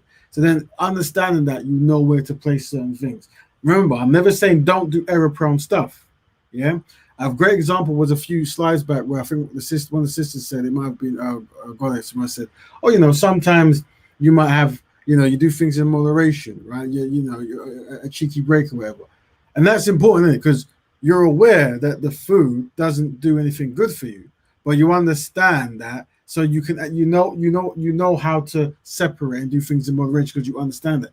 But not knowing that, you become gluttonous, right? You see, and that's the problem. Like when you know it, you can have a more control of what you're doing. Because unfortunately, in the Black community, things easily become out of control. So you have a consistent amount of one particular thing that influence others, and then we get situations that we can't manage. So these are things to control. But thank you, family. Let's move on to the next slide. Might be okay. So this slide was shown. This was a European parent and with African or Black children, right? This one I think was quite consistent. But does anyone want to give an opinion about the visual representation of this, or what it might mean to see to be interpreted by Black people? For me, I don't believe I voted for this one because I was under the I would say understanding that many people, adults in particular, will not hide their feelings of love. Does that make sense? No. Let me try to explain myself better. I would say any man or any woman cannot help who they fall in love with. Yeah. So if these images that are on our screens now are showing a true example of love, and obviously, they have children as a result, or they have, a positive family home as a result. I'm not the kind of person to stand in their way and say, no, that's wrong. I feel very neutral towards these sorts of images, Yeah. I don't have no. Yeah. Thank you, family. Brother Kel or Sister Shireen, would you like to add your? I will jump in for this one at the end of your. So let me know your opinions. It'd be good. Can I just say, it's a troublesome subject because, on the one hand, where were Black families to take these children in? Number one. Number two, how were these children sourced? Were they uprooted from the Black family, put into the system, put on a database for, kind of a free-for-all to select and take children?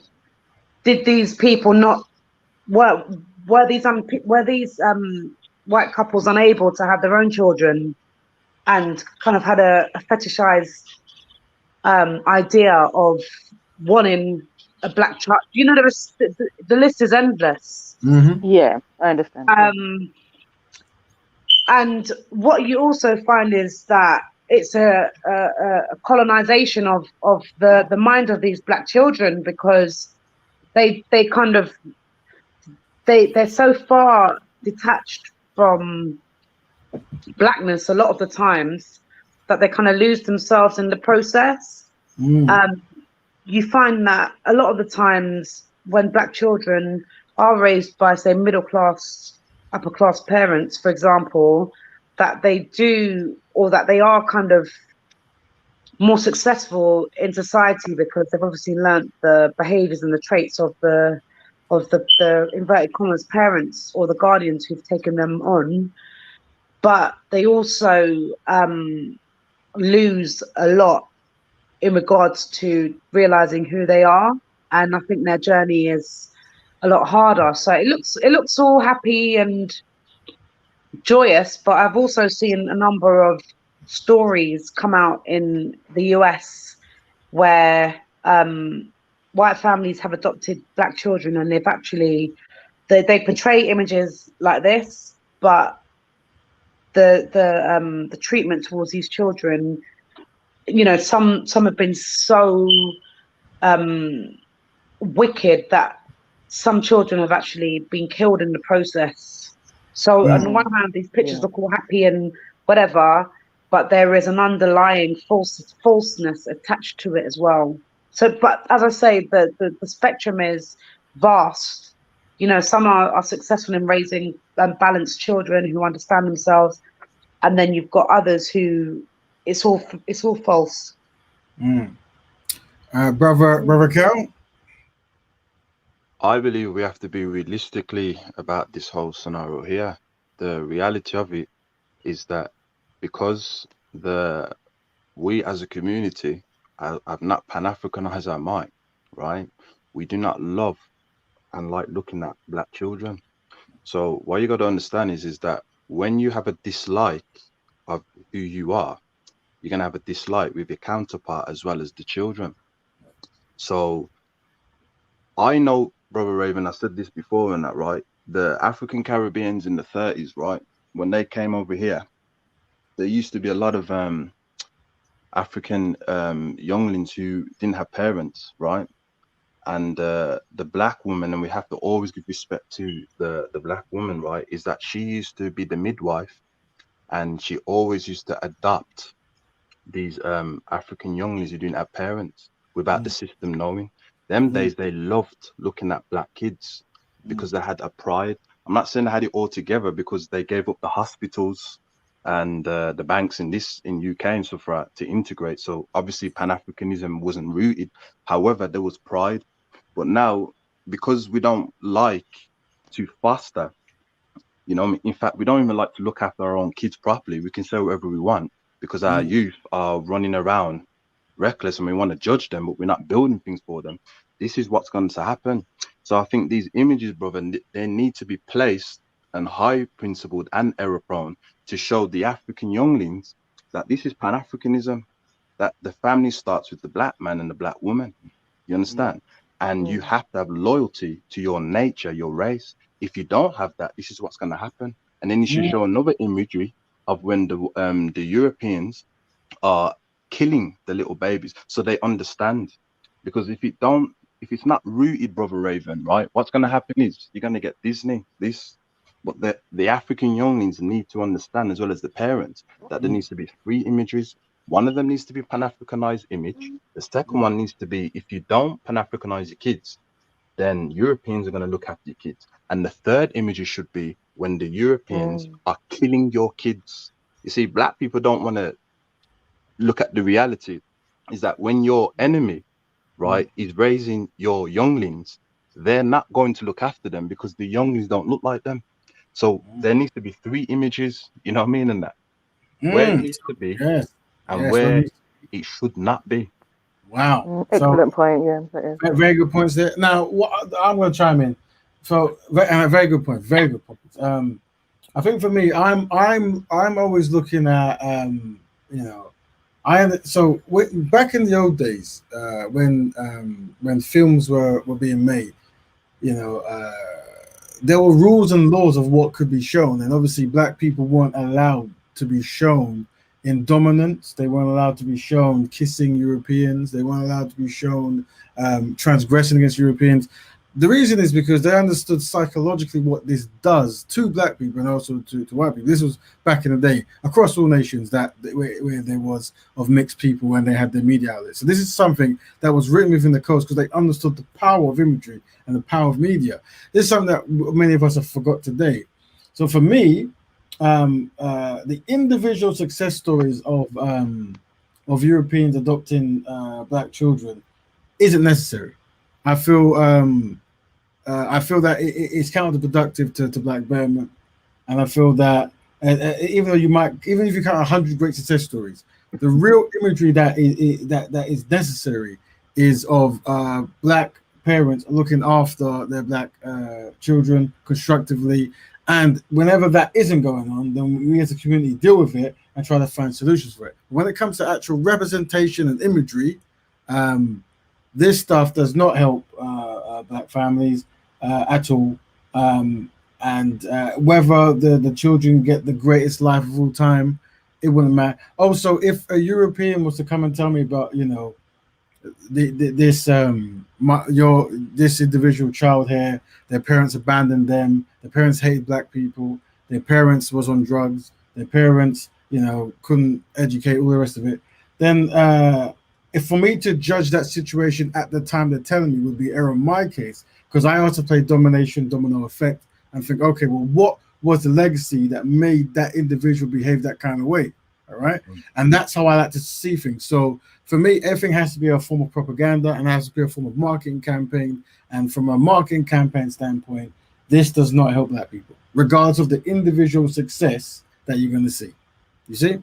So that's how I would view that. Now, this is, I suspect that Brother Kel will use this same example in the sense of, I think you gave this high principle. Am I right, Brother Kel? Most definitely. Yeah, and explain why you did that, just so for those who are listening. The Honorable Martin Luther King, as I said this many times before, he was a genius at the media, brother. And this imagery is going to help until the Creator takes this earth to show the African younglings that your Holocaust is deep. I do not believe human beings should be oppressed. I understand that there's different types of Holocaust in history. And as an African, we believe in justice and equality. We've always believed in that, right? However, this media, what we're seeing right now, this needs to always be remembered that this is what happened, right? When you decided as an African people to focus on tribalism. This is what happened when you decided as an African people to assume that non-Africans are the same as you. This is what happened when you decided to share all the wealth with non-African people. Do you understand? This is what happened when you decided to practice the religion before your nature. Do you understand? This is what happened when you decided to go to different parts of Africa, although yes, for drought, but then abandon the unity. The youth need to understand that these 5 things is why we were put in this situation then and why we're in this situation now. So this month is definitely high pitch of propaganda to show the younglings that unless you change due to our as elders to sort the institution, this is going to keep on happening and must never, ever, ever be forgotten. Interesting angle. Sisters, do you want to give your paradigm? Very interesting. I think, you know, it would be very difficult to argue against that, to be honest. Like, it's almost like as much as the images can bring a lot of trauma, they are good to obviously keep as a reminder to never let this happen again. Yeah. So, yeah, I mean, there's not a lot I can say, really. Brother Kale just summed it up perfectly, really. Yeah, not about. Sister She Reigns, a different angle, a similar angle from you? Um, when I see images like this, I just my mind automatically flips to resistance and the hope that there was an uprising or a backlash, or it always flips to the next take or to what happened further on down the line. So not as much as they kind of show. You mean like that? Yeah, that's how you want it to end. Right. In my mind, that's how I want it to end. Right. So on the one hand, the images before kind of showed, the subjugated black man and the abuse. I don't see total hopelessness in those images, though. My mind flips to the images that you just showed, where it's like, you know what, there was a fight, and there was a fight. And that's basically where my mind goes to anyway. This is the very tricky one. This is something that I have to jump in the media, because Brother Kerry is 110% correct when he talks about using these images to remind people of what happened when you dropped the ball, you were too trustworthy, this kind of stuff. But in the context of the imagery, it's always who is controlling the imagery and how it's used. And when we say high principle, if I read what the breakdown, it says acting in accordance with morality and showing recognition of right and wrong. So how this could be used is recognizing this was wrong, but also, unfortunately, many of these images are shown by white and European directors and producers more as a fetish, yeah, rather than, oh, this was wrong. And that's why you have these things called white savior complex and these other tropes and magical Negro and this kind of stuff, because they will take these kind of concepts and they'll put white saviors in there and they'll really distort the true effects of what happened and who was actually there. And also we can co-sign and tell this is true, because very rarely do you get any kind of the aftermath of what happens. And if you do, they'll probably shut down the show, as we know with the brother's film with Birth of a Nation, this kind of stuff, right? So that's why the context is important. So I agree with everyone that you should show all this narrative, but you definitely want to show the rebellion and not this one side. And you definitely don't want it to be fantasized or even like romanticized with saviors and stuff. So that's interesting. Now, our last and by no means least, because we are coming to the thing, is boys in dresses. -5. Minus, yeah, definitely. Minus. Maybe Cal might disagree. Maybe he might feel there might be some value here, Brother Cal. Any value? It's definitely error prone, but at the same time, brother, we have to be realistically about our situation. Okay. And what I'm about to say is very controversial, right? But as I said, I speak for the youth, right? Is that the black community has to understand that, unfortunately, because of the unethical code of conduct, which is demonstrated upon us every single day, that sometimes the black woman, right, she's going to have to raise the boys on their own, and the black community, the men, whether it be an uncle, a brother, or even a trustworthy from not that family member, must help her by raising the boys. Because we've got to be realistically about certain things, is that some of it is to do with what? Getting further in the economical status. But a lot of the time it's because not understanding masculinity. The African masculinity, this is what needs to be programmed. And it goes back to the Willie Lynch. The African masculinity needs to be projected.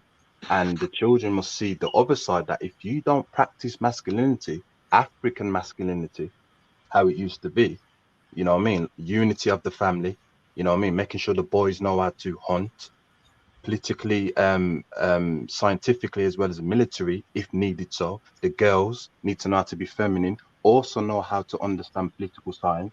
So that's why, Nani Ashantuan, etc., were able to politicize themselves and defeat the Europeans, etc., because they were taught that just in case if the black man couldn't do it. But we're not to depend on the black woman, because you will bring her out of her femininity, right, and defeminize her. But they need to see the difference, Brother Raven. The Pan-Africanist masculism, sorry, and the demasculinization when you're not Pan-Africanized. They need to see both of these images. Excellent. So, as with other slides, I suspect context is important and showing as a reminder of what might be problematic or error prone. You see, so you show it to highlight error prone rather than show it because it's something that we aspire everyone to behave like. Okay, and that's important. And go ahead, sister. Go ahead. Sorry, no, because I was going to say it's like we harbour masculine and feminine traits, and it's about balance at the end of the day, from my perspective. And we can't miss out the young females who it's as if there's been like a switch where you've got young females wanting to be masculinized, I'd say, and then you've got young black brothers wanting to be effeminized. And there's obviously an imbalance there. And I'm just saying that as much as you've got like the images of, you know, like men in dresses and stuff, there's also the imagery of young females who are studying up, so to speak, and wanting to be men, and some even going through the sex changes as the same as our young brothers as well, wanting to go through the sex change to become female. So I understand where we're at, but to me, it's that we're lost and that we've adopted fashion, and fashion has dictated and pulled us in many different directions. So we're constantly reinventing ourselves. If we go back 150 years, we weren't wearing clothes, and there's nothing inhumane about that. It just shows our how in touch we were with nature, and also the climates that we were in were able to give us that comfort, hotter climates, etc., etc. But through you know, our displacement and our brainwashing, we feel that we have to we value ourselves with the external as opposed to the internal, and this is where things can go horribly wrong, and it has done, because they're designers who have put these. A lot of the times designers are very influential, and it's that influence that then goes on to influence the influenced. Yes. Influencers, yeah, definitely. Or the influence the influence, because you've got to be influenced for you to, you know, be open to these types of styles, dress attire. Yeah, definitely. You know, yeah, you know. But when we look at you know, like black brothers, as they say, you know, you go to the hairdresser, you bring the young man, you go to the nail shop, you bring the young man. I don't really know if that's even, I don't even know if that's it. I think there are many different other avenues that can influence where young, you know, the path young people go down. And sometimes it just takes a very small thing to kind of turn the mind of young people where they become confused. And I think also that if we don't focus on securing our young people, it's that curiosity that kills the cat. Because if you're secure and you're focused. Whereas if you're curious, it means that you're kind of contrary, because you're always looking for something that's gonna kind of, you know, fulfill your short-term, I don't want to say fantasies, but your short-term kind of ideas that, you know, kind of can take you off on a tangent. Whereas if you bring it back to kind of where you're actually at and you're constantly grounded, then you've got a better chance, I think, of staying on track. Sister, know what you were saying there, right? Is that, and I agree. However, the only way that's going to work out is that we have to understand that what is the benefit of the next generation without pan-Africanizing our mind. You see, if we don't pan-Africanize, sister, you see, the problem is, right, is that we have all these ideas, man. You know what I mean? We want to keep going against what the Honorable Marcus Garvey laid down, what Bishop Henry Turner laid down, all these Pan-Africanists from the past, right, who understood the psychologically of the non-Africans. They've laid this blueprint down. You understand? And this blueprint, there's nothing wrong with you being curious, because sometimes little boys will be curious about their mother's clothing. There's nothing wrong with that. However, the little boys must know that you are preparing, or you're going to be prepared politically to help out the next generation. You cannot help the next generation if you're not pan-Africanized. That's the reality of it. You know, we have to understand that these purposes is to benefit the next generation. We may not see the benefit, sister, but the next generation must be able to see, and it has to be Pan-Africanism. I totally agree. I do totally agree with you. And I'm not saying that, you know, curiosity isn't a good thing, because innovation is curiosity. Design is curiosity. Future thinking is curiosity. Having a curious mind is projecting yourself into the future. I'm talking about the contrary stuff that might have detrimental effects on the delicate minds of young people. That's kind of where I'm going with this. But obviously, creativity is curiosity, and you know, that's a different type of curiosity. I'm talking about where you can be influenced, groomed, and all of these things, sexualized, kind of led down a different, you know, kind of a different way, because you're just not secure. And I know that I'm speaking idealistically, because in reality it's something else. You know, I'm just trying to just give an example of how we can do things better and more focused. It's like, for example, the Chinese or the Asians, I'll say, to kind of create a sphere. You know, after the Chinese Revolution and stuff, you know, they had to create a new way and a new path. They had their industrial revolution, etc., and the whole populace was focused on, you know, the development of all. I'm not saying that within that there weren't contrary types of behaviors and stuff, but generally that's kind of where we need to get our minds right collectively. And I agree with you, sister.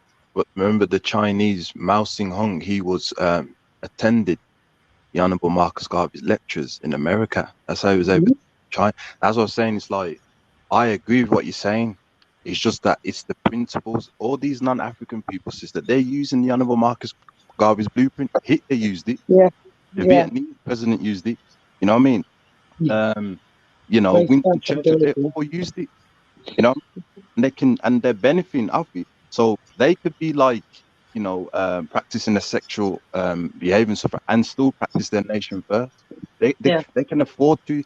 The European woman, she can afford to be a single mother because she knows that the European man, he's going to back her economically.